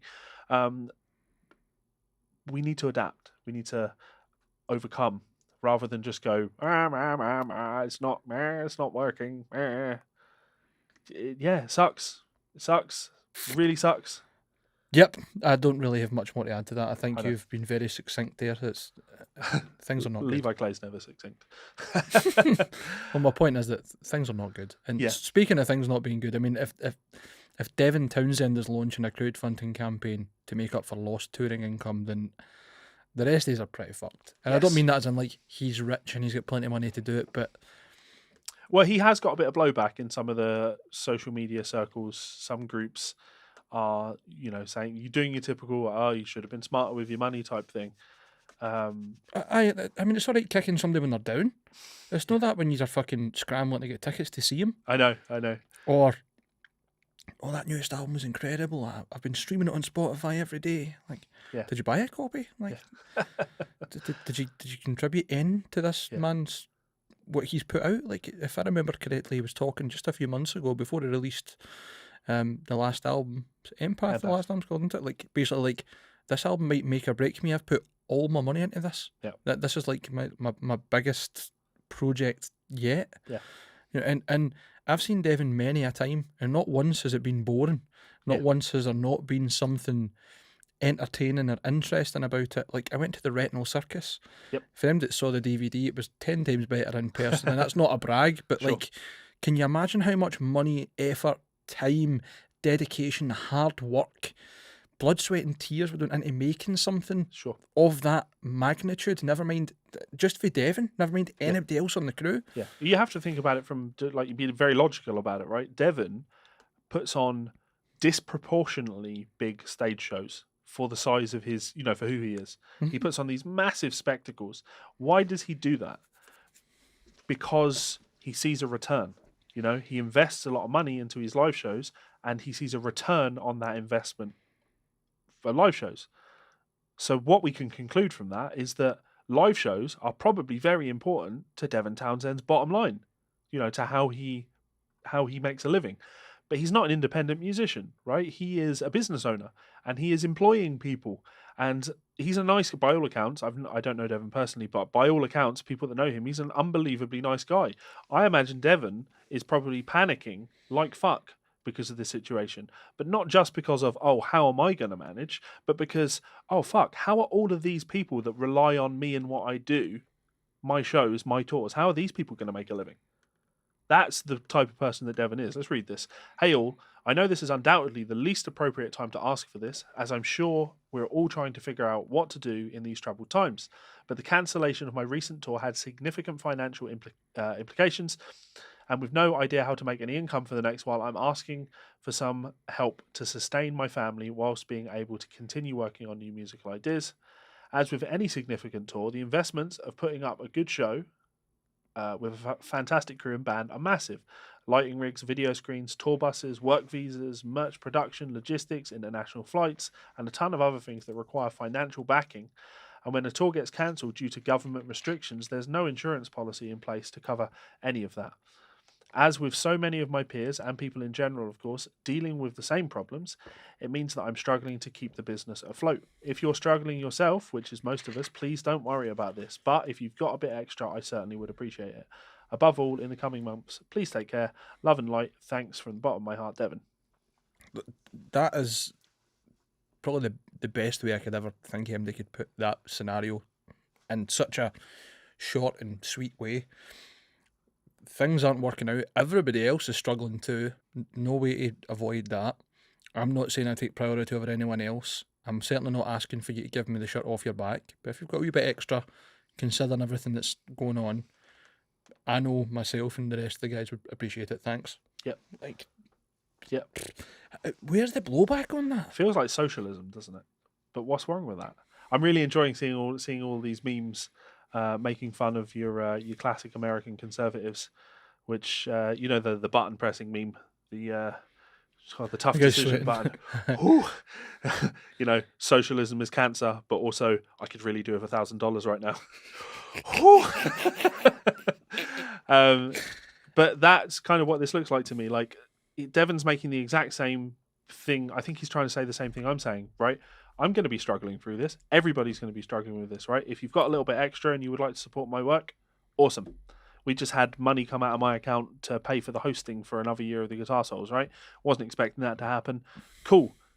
The fact that we have t-shirts available, link in the description, means that I can go and withdraw the money that the small amount of money our t-shirts have made over the last year to pay for that, right? Without you guys and your support, that wouldn't have been able to be a thing. But at the same time, I'm never going to sit here and say my needs are greater than yours. I need money to stay afloat. Give me money. I'm going to say exactly the same as Devon. If you are struggling yourself, which is most of us, please don't worry about me. I will do my best to be okay. I will do whatever I can to look after me and look after my family. If that means that I have to go out and get a job fucking delivering pizzas or whatever, that's what I'll do, because that is what we do. That's all you can do. But if you have that little bit extra, and there are people out there that do have a little bit extra, support people, support content creators, support the people that you make content that you enjoy. Check some of your favorite artists out on Patreon. Check them out on if they have crowdfunding things. I'm not crazy on the crowdfunding thing, like with Devon's essentially just saying, this is essentially just saying, give me money, versus like what I'm doing, which is join my community, be part of my Patreon. You pay in a little bit of money and you get all this stuff in return. I was vocal about that with, who was it? It was Monuments. It was Monuments. You're right. After Monuments. No, was it not Tesseract in Australia? It was Monuments. Was it definitely Monuments? The festival that they scammed everybody. Yeah, because you could at the time you could buy Tesseract stuff you could buy a Tesseract CD in HMV at the time, but you couldn't buy the Monument. You couldn't find the Monuments album anywhere. It's like, I want to support you, want to put money in your pocket, but offer something back, entice people. Yeah, give me Sell. like if you're asking for my money, give us something. If you want me to give you some money, give me some unreleased demos. Give me some behind the scenes footage. Like, this is a tough time, and the best way to get people to part with money, I think, is to give them something rather than just say, I really need it. we all fucking need money. This is a very absolutely. terrifying time for all of us to be in. So I think that's all we have to do on Corona. Oh well, I guess this, UK venue owners called for UK venue owners are calling for a compulsory coronavirus closure. I think this goes way past venue owners. Everybody I know who runs their own business that is anything to do with public bars, clubs, venues, cinemas, even like schools and other like institutions, nobody can claim their insurance until The the government say everything's fucking having to shut. Like, this is an actual pandemic. And I was going to say, I don't know why they're dragging their heels, but of course I do. I wonder who's friends with people that might run insurance companies and might make money from them not paying out. I don't know about make money, but certainly not lose money. The same person who gets backhanders for speaking very nicely about bankers and getting them better deals and stuff and bailing them out. Anyway, we'll not go down that route. Yeah. There's certainly talk. I have seen talk of, like tax-free periods and things like that to help people get through these holidays from mortgage payments and stuff like that. I mean, here's the big problem, right? Sorry to interrupt you. And again, we're going back into this political sphere. What was the main criticism towards Labour from the Conservatives? What was that? Debt? How are we going to cover all these costs, Tories? Borrowing? Okay. What's that? Debt? Right, okay. The big elephant in the room. For anyone keeping score, Mike's getting rolled up about politics again. I just fucking hate the Tories. I know. Well, I mean, it's not really the Tories I hate. It is everything about the Tories that make them Tories that I hate. You could be a Tory and be the nicest person in the world, but if you believe that the poor deserve to be poor, then fuck you. Simply put. I mean, like, I'll make one point and we'll leave it at that. There's an MP, I forget her name, consistently voted against any sort of sick pay from companies, especially increasing it for them that's off sick, is currently off sick on her full £79,000 a year salary under coronavirus concerns. Well, see, if you're voting for it, you shouldn't be getting the fucking money. Yeah. As simple as that. You make your own bed, cunt. Yep. Sorry, excuse me. Let's continue. He's getting rolled up again. You know what it is, right? I feel as if I'm the only person who's really like, when are we going to, like, let's just fucking go and get some social revolt on the go. Come on. Civil unrest. Let's do it. Let's just fucking go and smash things. Fuck it. No, I'm kidding on. I'm not talking like Extinction Rebellion or fucking in that shit. I wouldn't recommend it because all you end up, I know you're dead anti-fash. You just end up riling up Conservative supporters more. But because they look at you and like, fucking animals. We need to make sure the Tories stay in power to do something about you fucking animals. You animals. How dare you? How dare you be upset that we haven't funded anything at the NHS and we're systematically dismantling it for 10 years and now during this pandemic there's only 56 available critical fucking health beds for the expected 9,000 people coming into hospital. It's definitely Labour's fault. It's nothing to do with us voting in the Tories. This civil unrest is just causing bother for everybody other than the actual people that you take issue with, which is the politicians. Nah, but I mean, explain what you mean. I'm not talking about rioting. I'm not talking about like gluing train doors shut and being an absolute gimp. Right? I'm not talking about any of that nonsense. Right. I'm not talking about that we'll shut down everything, because that poses even more of a danger when, especially at the moment, like critical services need to get through to places to deal with situations effectively. Rioting won't achieve intended I never said goals. rioting, I said civil unrest. That's different. Okay, rioting goes hand in hand with it. No. Yeah. I don't think so. I mean, the mob mentality might play a part, right? Yeah. But I disagree with you. I think France recently is a very great example of civil unrest without rioting. Yeah. I don't know if I'm sure there will have been fringe rioting with that though. Fringe doesn't count. People take the opportunity. Fringe doesn't count. That's no. Wait a minute. That's not fair. That's not fair, because then you're saying that they're responsible for every action that's done under that name. No. Of course not. It's not a case of. It's never a case of like all actions are like the people at the top. You just need to be cautious of what the knock-on effects are going to be of the things that you're doing. I think you're right. There are better ways to achieve the things that you want than things that are potentially going to cause riots. Despite my hasty call for action, I don't mean, right, everybody get a hard hat on and let's go and run into things, right? It's not like it's not like an immediate call of senseless action. My point is not that, but what happened to Britain? Like, just Everything what is senseless. happened? Everything is senseless, though, because we don't have a centralized brain taking care of. It's always going to be a mob mentality because there's not organization at the top of it. You know what I mean? Like everyone's got their own idea of how to achieve their ends, and it's like it's a hydra, if you like. There are all of these heads off doing their own thing, and there's nothing really controlling it all. I think we need some like a pyramid scheme of Let's put Lance in charge. of angry rioters. Yeah. You and I at the top, just like sending off factions of people. Like, just you go and punch fuck at the Prime Minister, and you do this. I mean, like, I just want to lock myself away and work for a few weeks if I can find some work. That's what I'd like. I'm going to spend a couple of weeks building a masturbatorium and hide myself in it. Yeah, I'm definitely seeing a lot of people. I've got friends that own businesses, own shop shop owners, and they are panicking like fuck with this because they are not being told you have to shut That's shop. it. Like, it's like fast food places and stuff. Like, we still have to keep making food and delivering it to people. We're doing contactless payments through your letterbox and leave the food on the doorstop. Yeah, Or the doorstep, because we have to continue trading because we've not been told that we can stop. Yeah, like, I will give one bit of credit to the Conservative Party that they are being forced to act and they're not shying away from trying to do something. Like the fiscal reports and like basically everything that's been done for the public and small businesses, etc., seems to point towards them being like, cool, we need to take this serious. Yeah.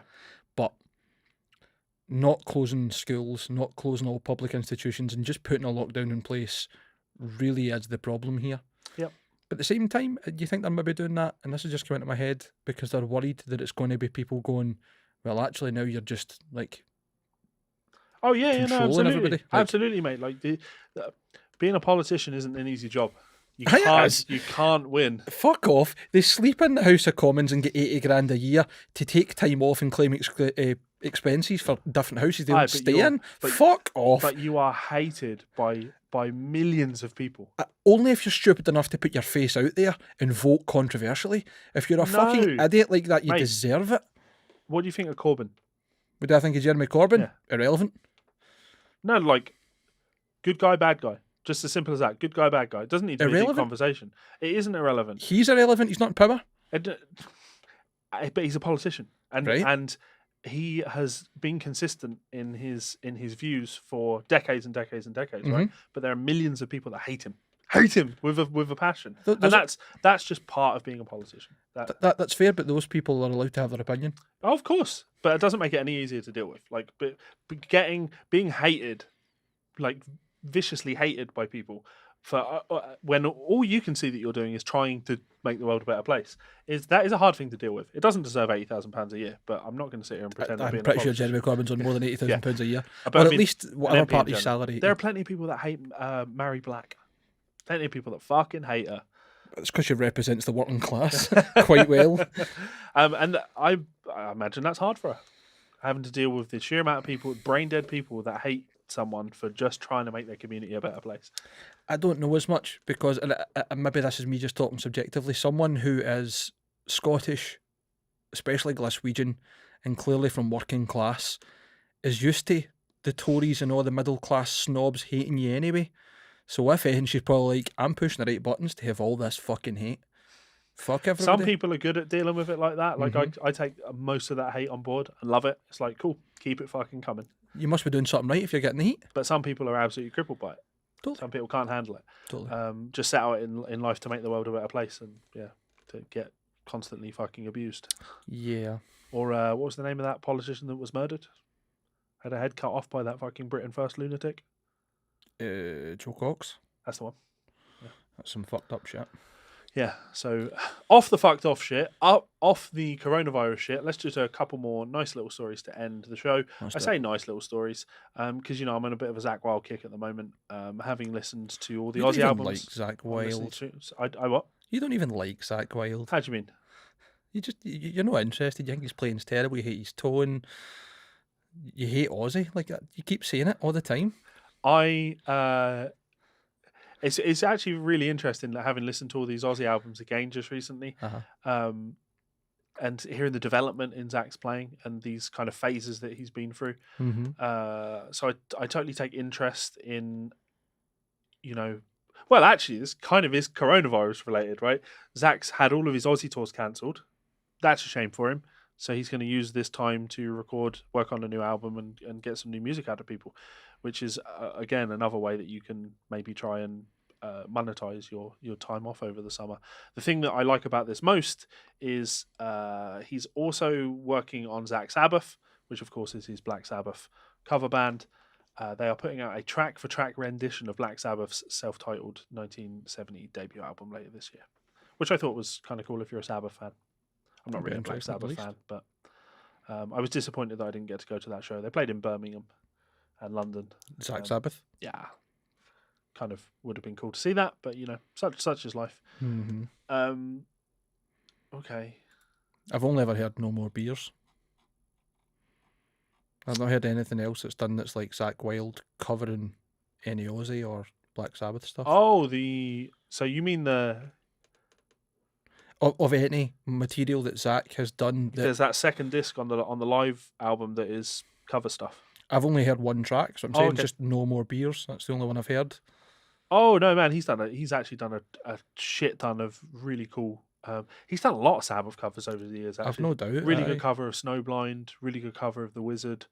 Yeah, that's obviously he's a Sabbath boy till he dies.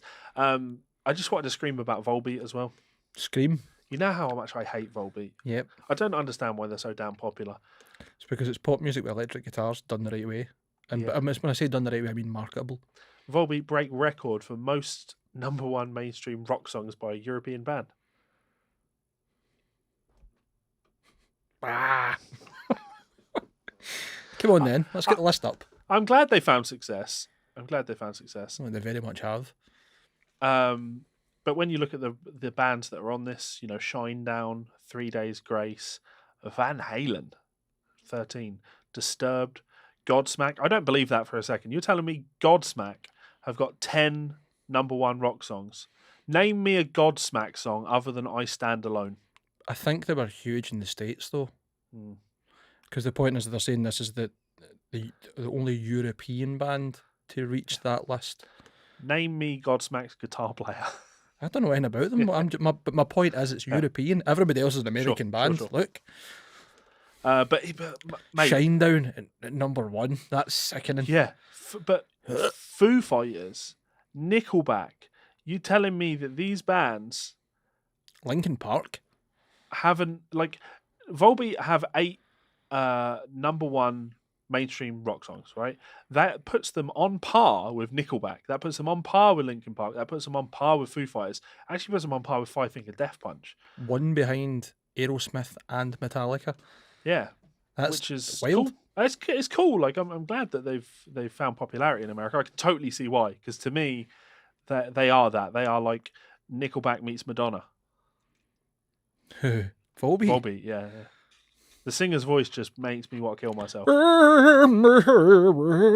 Yeah, like that. Super auto-tuned. I think it's mental that they had Barney from fucking Napalm Death in a track. Did they? Aye. But he's a huge fan because apparently every motherfucker is. Mental. Yeah, kind of cool though to see that Disturbed are right up there with 10. I didn't imagine Disturbed being more successful in terms of mainstream #1 rock songs than say Nickelback. That's a surprise to me. I can see why. Okay, more successful than Metallica and Aerosmith. I know. That's quite impressive. So, well done, David Draymond and Dan Donegan and whatever the other two guys in Disturbed. And the bassist and the drummer. Yeah. I like giving Volbeat shit though, just for 2 reasons. One, because I know it annoys my wife, and 2, because I know there are a couple of fans of the show that are also fans of Volbeat. So fuck you guys. Get better. Look, you're listening to us. Clearly, you've got terrible ears. That's it. If you really like Volbeat, don't buy our t-shirts. Don't associate with you. No, not at all. No. If you really like Volbeat, do buy our t-shirts because then you can take your Volbeat shirts off and put something better on. You're a bad person. Right. Just give me a bit so Chris Ryan, obviously bass player in Party Cannon, just reminded us of this funny. Give me the rundown of this Rendai Flesh story. It's quite an interesting one. We have used a host of different people for artwork, for t-shirts and merchandise, on and on and on. As we do, we kind of settle with people that we like their style and that we know are reliable, which works well for both the artist as well as us, which is great because we build good relationships. Never really had any problems with any artist, at least none that have not been resolved quite quickly, quite easily. But we had a design made by Rendai Flesh Designs and a gentleman called Derek Tickle, who had done one for us before, I believe. I think it was the original. What a name, by the way, Derek Tickle. I know. I think it was the We Prefer the Term Living Impaired artwork, which is a zombie with a can of beer. Anyway, whatever art he'd done, we commissioned a second one from him, 2014. We paid him, and he went missing. He just disappeared, went off the radar for about 5 years, and then appeared again.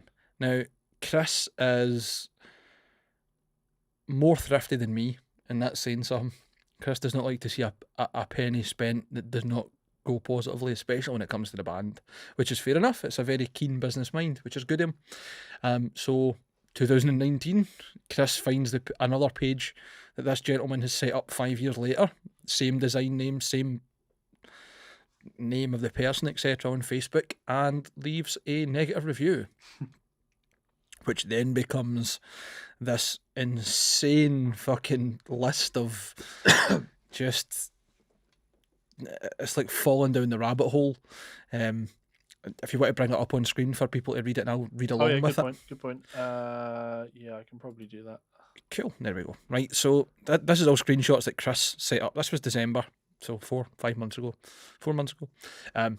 Chris's review goes as follows. Avoid ripped me off on his old account, paid in full for a 5-colour design, only received sketches and excuses in return. Claims to have made good on the agreement, but have still received nothing despite asking for a refund many times.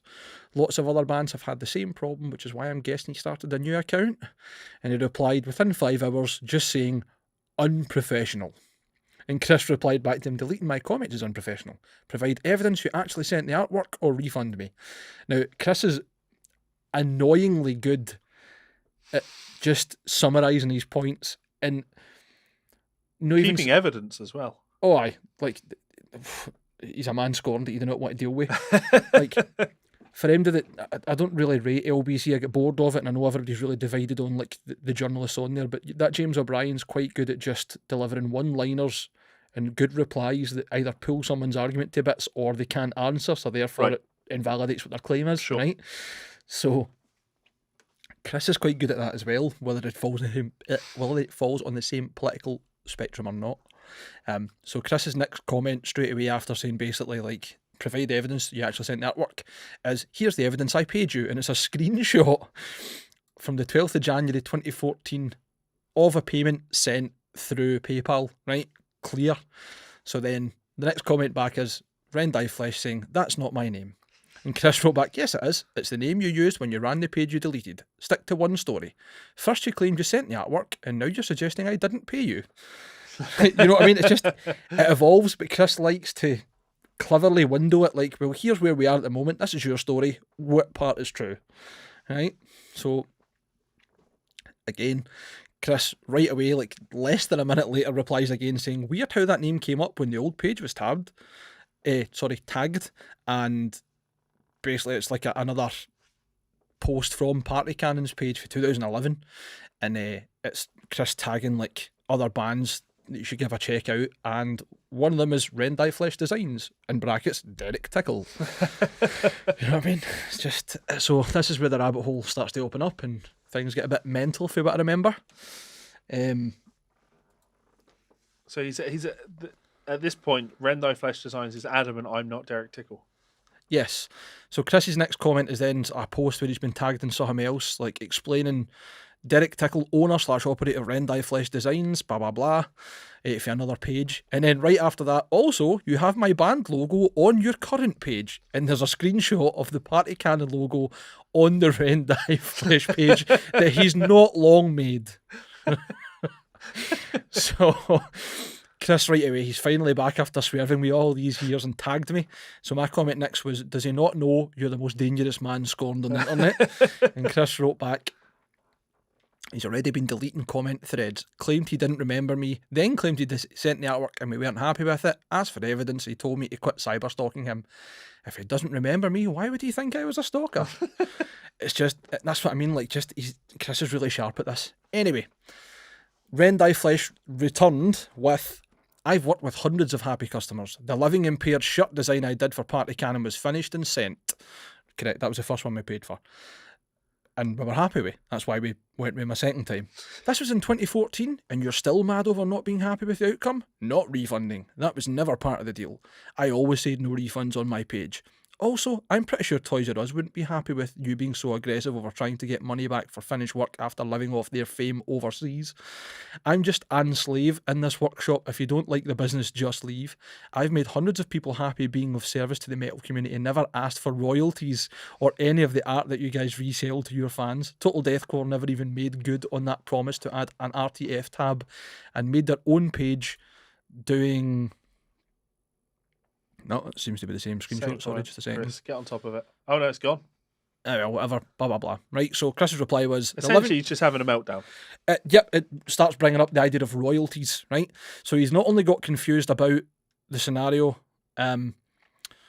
we paid for and received and were happy with and printed, and I still have one in the house, that artwork that he did, the Living Impaired t-shirt, right? It's a cool t-shirt. Actually bought it before I was even in the band. Right. I made a friend from Leeds on a train in France going to a music festival because he was talking away to me, sitting at the table. Him and his mate were drunk. I was having a drink as well, big look. And he said, oh, you must know Party Cannon. And I pulled a Party Cannon t-shirt out my bag and he just about backflipped, right? So, like, it's quite a significant piece of artwork and I understand that was a design that was quite well liked. Yeah. Anyway, it would appear that Derek's been either confused or is trying to use this as some sort of excuse of, oh, you're not happy about that one? Like, no, that's not the case. So Chris replies, the Living Impaired shirt was a single colour print you did for us in 2011, which we were happy with and sold 150 prints of. It was the 5-colour zombie house party design we commissioned in 2014 we did not receive and had to go to Dammer Art instead when you did not make good on your promise. You ripped me off and now you're threatening me with ratting me out to a defunct toys company. Also, why are you claiming your name isn't Derek Tickle then admitting to work for Total Deathcore who publicly refer to you as Derek Tickle? So I commented at that point just saying this gets more ridiculous as it goes on. Surely he's not just forgotten about the house party commission, payment, contact and accusations conveniently. Chris, God, I wish I still had the screenshot of him claiming the earth is flat. And this is where it takes a turn. This is where it just gets great, right? Yeah. This is someone not understanding business at all,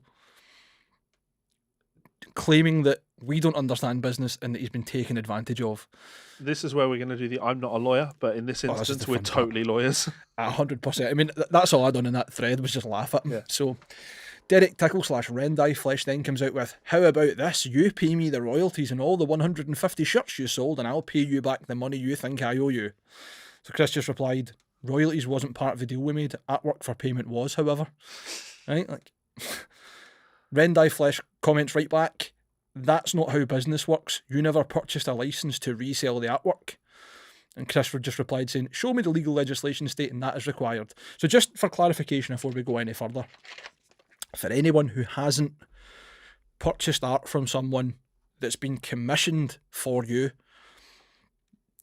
I mean, without a contract, the idea is you're paying for that to be created. It's your intellectual copyright once you pay for it and it's delivered, essentially, right? There's no, unless otherwise specified, that person doesn't retain the rights to that and retain any rights. Otherwise you're not paying for the art. You're just paying for a license. Yeah, you'd be licensed. You'd be encouraging someone to make something that you could then license.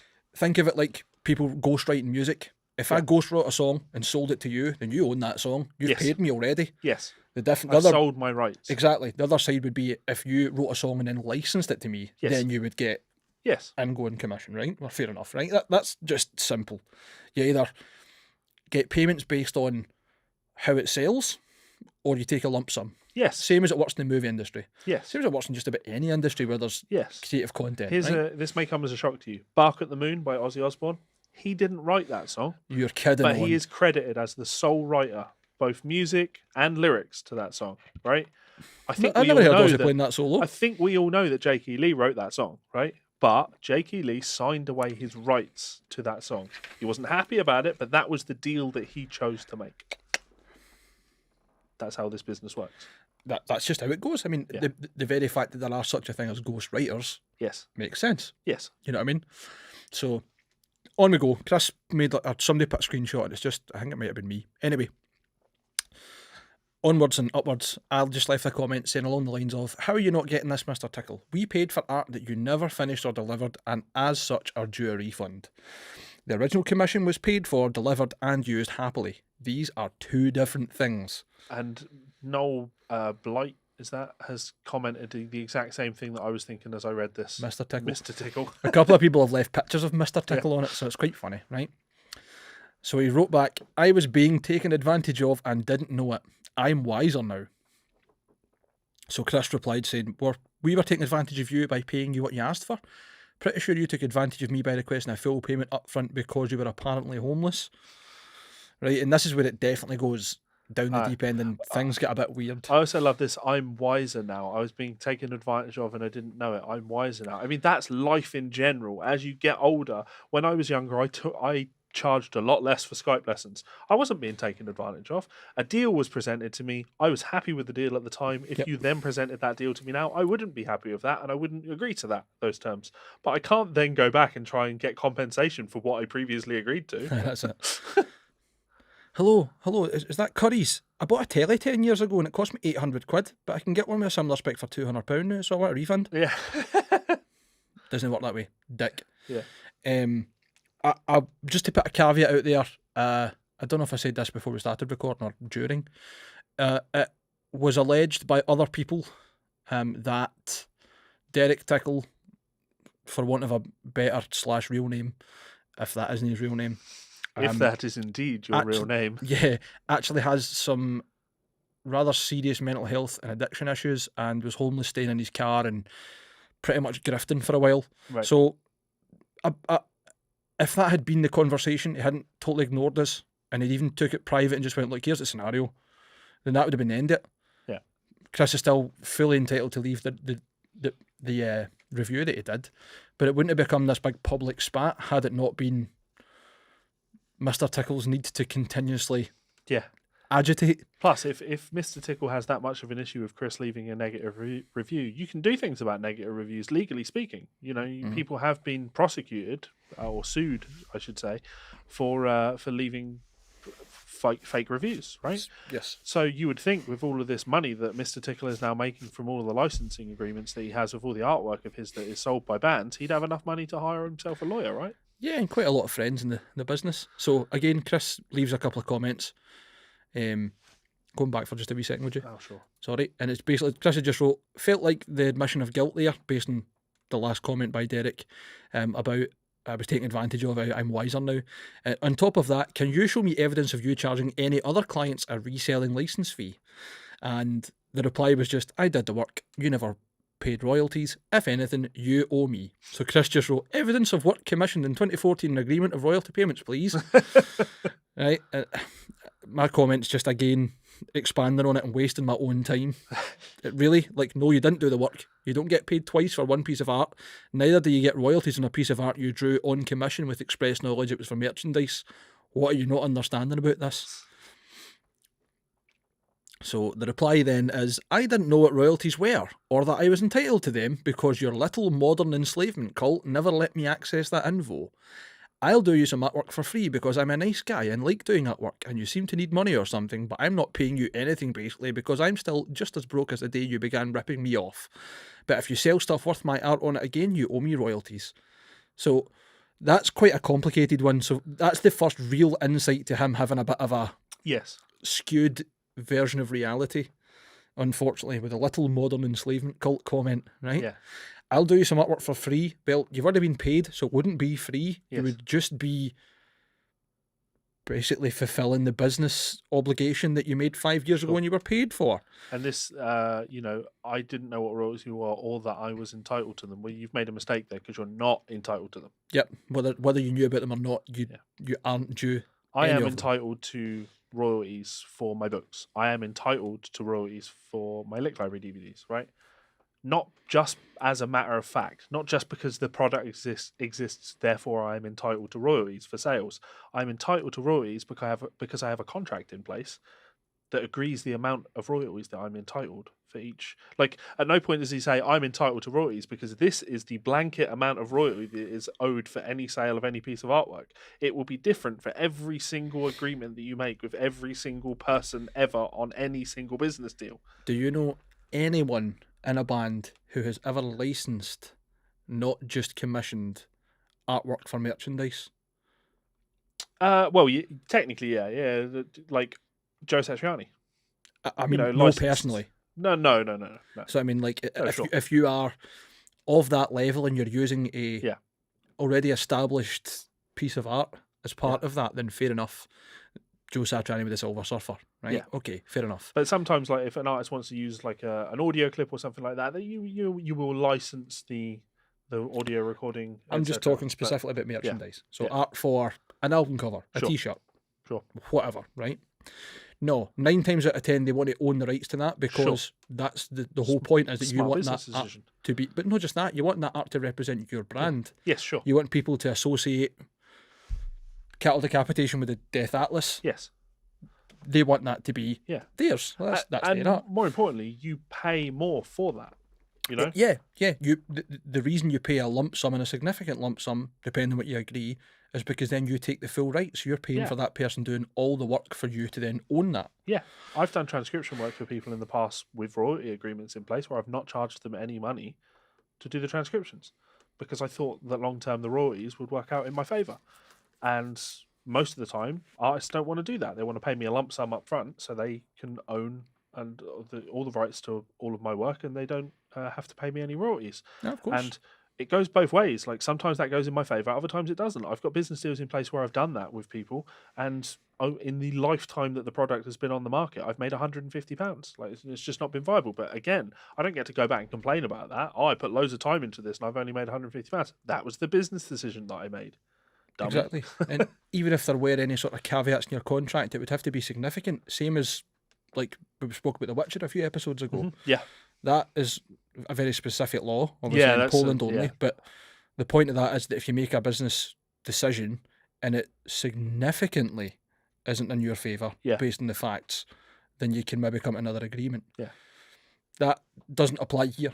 We haven't made a great deal of money selling 150 T-shirts that we paid money for a design for, and then all the printing costs and to sell them as well as buying the actual T-shirts. You know what I mean? Like, fuck off. Yeah. So this next post essentially just me and Chris commenting right back. So I wrote, no, we don't, and no one, and that in terms of we owe them royalties or anything, and no one indoctrinated you or scammed you. Or indoctrined you, I don't think that's the right word. Yeah. You took money for work you didn't complete or send. It's that simple, buddy. The artwork you were commissioned for 5 years ago was commissioned to another person, completed and used after you failed to deliver, and we have moved on from that design. This is from 2014. Why are you being so narrow-minded and stubborn on this? And then Chris wrote, accusing us of being desperate for money while trying to retroactively claim royalties you're not entitled to. So Chris is just like prodding the bear now. Yeah. Just... that is Chris's style, to be fair, right? So accusing us of, sorry, I said that one. So he just wrote, Derek, do your current clients pay you royalties? And the guy wrote, I did the work, you owe me royalties. And Chris wrote, answer my question. Now, again, we've went past I'm not Derek Tickle. Oh yeah, he's totally like, he's leaning into it now. Yeah, initially it was like, I had nothing to do with this. I don't know who this person is. Chris has got the fucking fishing rod out and he's just absolutely lining it in, right? So then Derek writes, royalty income is a payment received for the use and exploitation of artistic or literary works. Exploitation in his explanation, like, you maybe don't understand contracts, mate. Yeah. If you were due like royalties, then it wouldn't be exploitation. Yeah. They Oh, said but- that, and also, like, hang on a minute, you made this art for us, and you received money for that, that you right? didn't make. So you weren't exploited. But he didn't make it. That's the worst part. We've paid him for 2 pieces Oh, of art. but he's still talking about the received first one. He's He's made a he, different plan. he hasn't refuses to even acknowledge the second piece Yep. because on that one he can't say you've not been paid me any royalties on this piece of art I never delivered. That's it. So, well, that's it. Chris is then straight back on that. Do your current clients pay royalties and commissions? So I went with a link on Google just to basically work, like to give him like here's an example of how it works, so you are informed, right? First link on Google: the most common methods to pay for art licensing are 1. Royalties. This is where the manufacturer pays the artist a royalty percentage of their gross sales. 2. Royalty with advance up front. Sometimes there will be an advance payable up front, which is later deducted from future royalties. 3. Flat fee. A one-time fee is paid instead of royalties. Can you show anywhere in any of our contacts throughout the years we agreed anything other than a flat fee? Just waiting to see what he would say. No, just you, because of the hassle, which is about the royalties. Yeah. Chris said, do you charge MDL's royalties? No, just you, because of the hassle. So that's not how contracts He's leaving work. money on the table here of all the other bands he works with. I know, I did. And what hassle is he talking about? What? Because they Getting get a bad paid review for- 5 years later. Getting paid for work and then not actually having to deliver it. I wish that I could get paid for all my jobs and then never have to do them. I've got a busy day of fucking work ahead of me. I'd really rather not have to do it all, but I'm going to have to do it. Yep. So he then goes on to say, you had a gaggle of trolls post bad reviews on my last page and effectively ruined my business. Don't think that happened. We're not chappers. We don't have that internet control. Yeah. Maybe I should sue you for all the emotional suffering and loss of profits and the royalties. So first of all, you can't sue us for royalties that you're not due. Secondly, we didn't do anything and you went missing for 5 years because you deleted your internet profile. I don't think a solicitor's going to go, you've got a great case here with no evidence and you willingly leaving the internet and shutting your business down for 5 years. Yeah. So then Chris just wrote back, I had no trolls post bad reviews. They were customers you legitimately ripped off. Again, stick to one story. You claim to not remember me, but now saying I sabotaged your last page. Chris just fucking in. Yeah, he's meticulous. He's clinical, surgical. Oh, he's really good at it too, which is bad, man. Yeah. I think this next comment was mine, and I just It's kind of missing. dropped off. So basically, it just goes, blah blah blah. You're unhappy because you were called out for bad business practice. You're so business immature it frightens me that you can be commissioned in the first place. Shame too. Your art is good.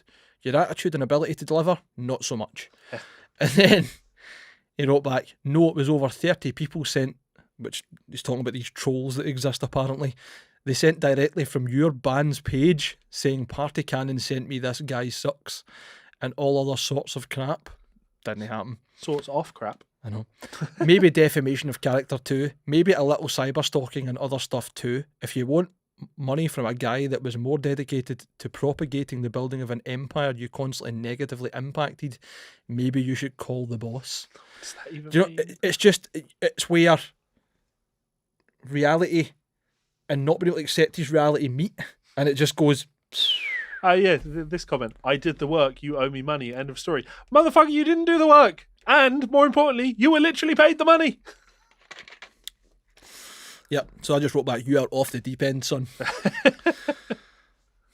And then just refund the money you stole, and that's it. Easy. You can't claim it's not you, then you, but we stole from you, then ask for royalties you're not due, and claim it's because you don't understand how payments work. You delivered one design, we paid for 2. You are fucking mental. I didn't know that at the time that he actually has got genuine mental health issues. Yeah. This is when you tagged me in on it. Yep. Or that he had been homeless and had drug addiction issues, etc. I didn't know any of these things. I don't think Chris did either. We heard these stories after this all transpired and it became quite a public laughing stock on Facebook back in December. So I tagged you saying, Levi, come read this madness. Yeah. And Chris wrote back about the payments, etc., the trolls. That literally never happened. I don't think I could even make that happen if I wanted to. You're digging yourself into a hole on your own business page by openly lying. So Mr. Tickle writes back, I ain't even mad, bro. I'm in discontent with your unprofessionalism and pettiness. And Chris just wrote back, it's unprofessional to expect a refund for art we didn't receive. So then he just starts writing things like, royalties are still due, pay up. I Right? can't believe at no point did Chris say, just help me out here. How much royalties are due?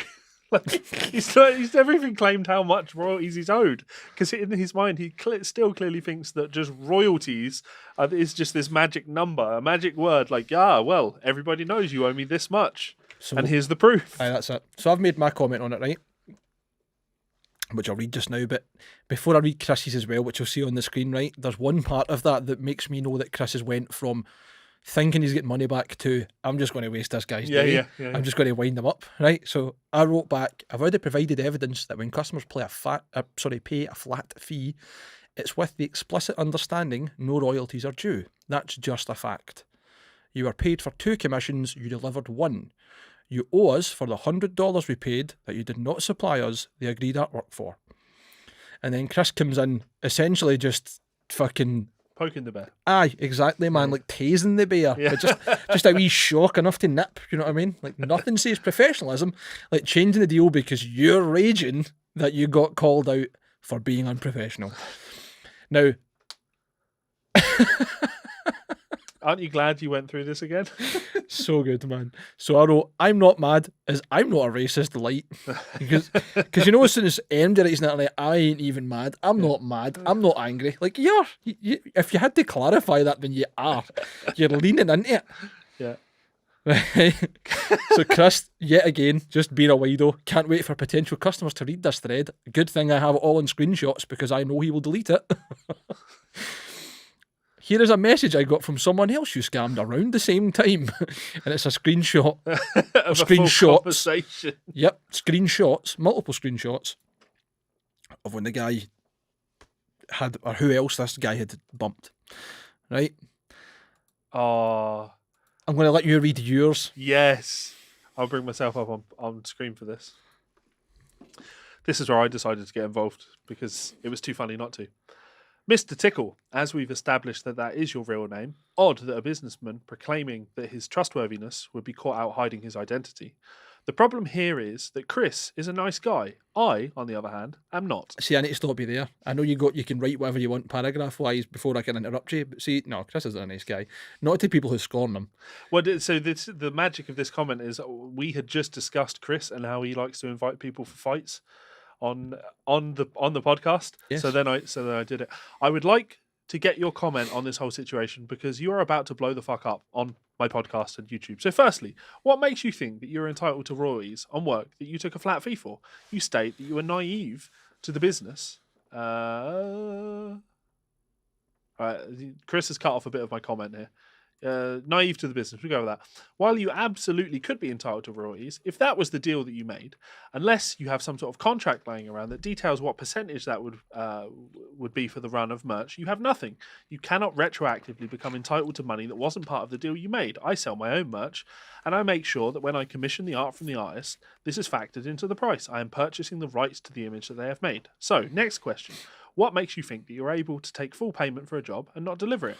See, just before you go any further, I think it's really interesting the way you worded that. I am purchasing the rights to the image they made for me. Yes. And that's it. It's a commission. Like, nobody else wanted Rendai Flesh to do a 5-colour design of a zombie house party, American style, with zombies beer kegging and stuff. Yeah. It was us. That was our design. Yes. Our idea. So Yes. you're right. Like, Yes, it's your vision that to he has brought to overclarify. life. Yeah. Exactly. You know what I mean? Like, that. How can we license that when we told you what we wanted designed? You never drew it, and then we went, "Oh, we like that. Can we have it?" That's not my thread. There was another comment where I offer. Oh no, it's at the end of that. So again, maybe it's the naivety, but you had a separate deal, another contract, if you like. It appears you're acknowledging that you haven't fulfilled your end of a contract. So, in honor of Chris, once you've been absolutely decimated by the Guitar Souls podcast, I want to offer to fight you. We can use Skyscanner, find a nice cheap flight. We'll bring you over here. We'll all go out for dinner, have a few drinks. We'll put you to bed so you can be nice and rested. Then, in the morning, we'll take you down to the scheme and knock fuck out of each other. First, to leak blood out of their anuses losers. Sound fair? I don't want to fight a tweaker. Motherfucker. Chris is just fucking great, isn't he? I know.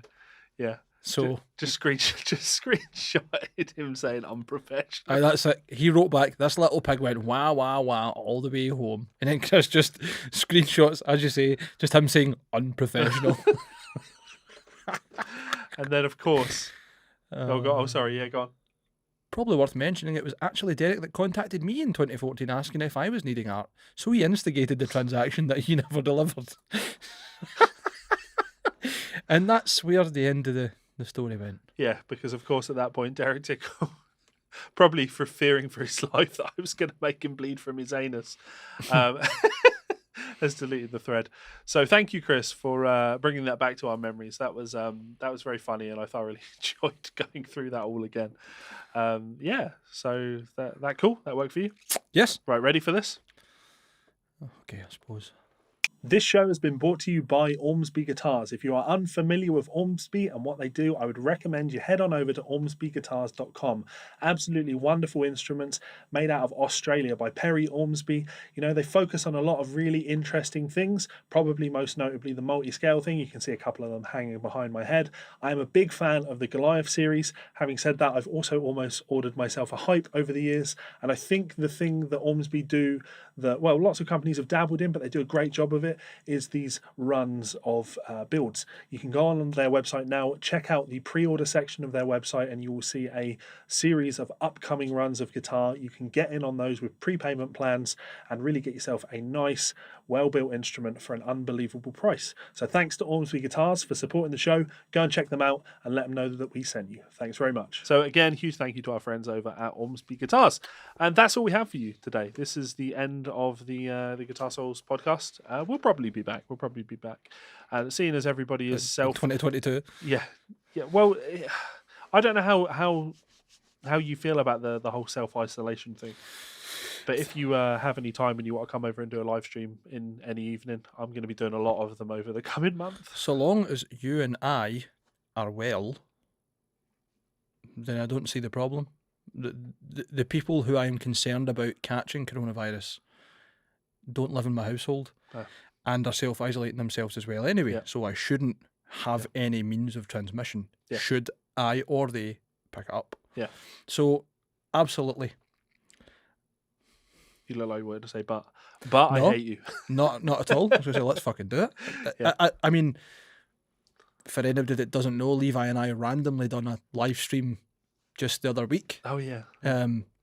Laughing at TTM's endorsement, and I think it was the form for if you want to own a franchise as well, wasn't it? It was, and it was a schizophrenic, hilarious ramblings of a madman. Aye, absolutely. It was just scatterbrained is probably the best way to put it. Yeah. But that was a lot of fun, and people seemed to enjoy it. And there was quite a few people commented on the lines of, "Oh, I wish I had been able to watch it live." I mean, I've got a live stream tonight at 8 o'clock, and I'm making more of an effort to schedule them, so you can actually go on my. I don't know, probably I'm fucking saved it now. If I, it might be there.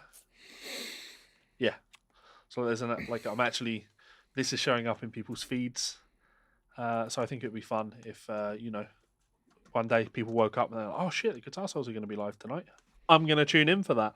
Let's do it. Leave your comments, folks, if you want it to happen and what you would like us to do, because we could do it's kind of like album club. We could do a listening party. Listening parties are really good fun. I bet it is. Because you're listening to it with a bunch of other people. Other people put the album on and listen, and we're all talking about the music, telling stories and shit. See, I could do that with some really horrible death metal. You could. Or we could do it with Bjork. Yeah, Bjork.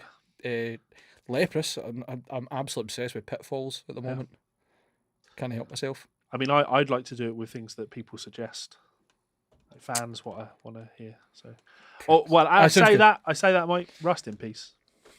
I didn't get to do that one. Did you do it? No, I've not done it.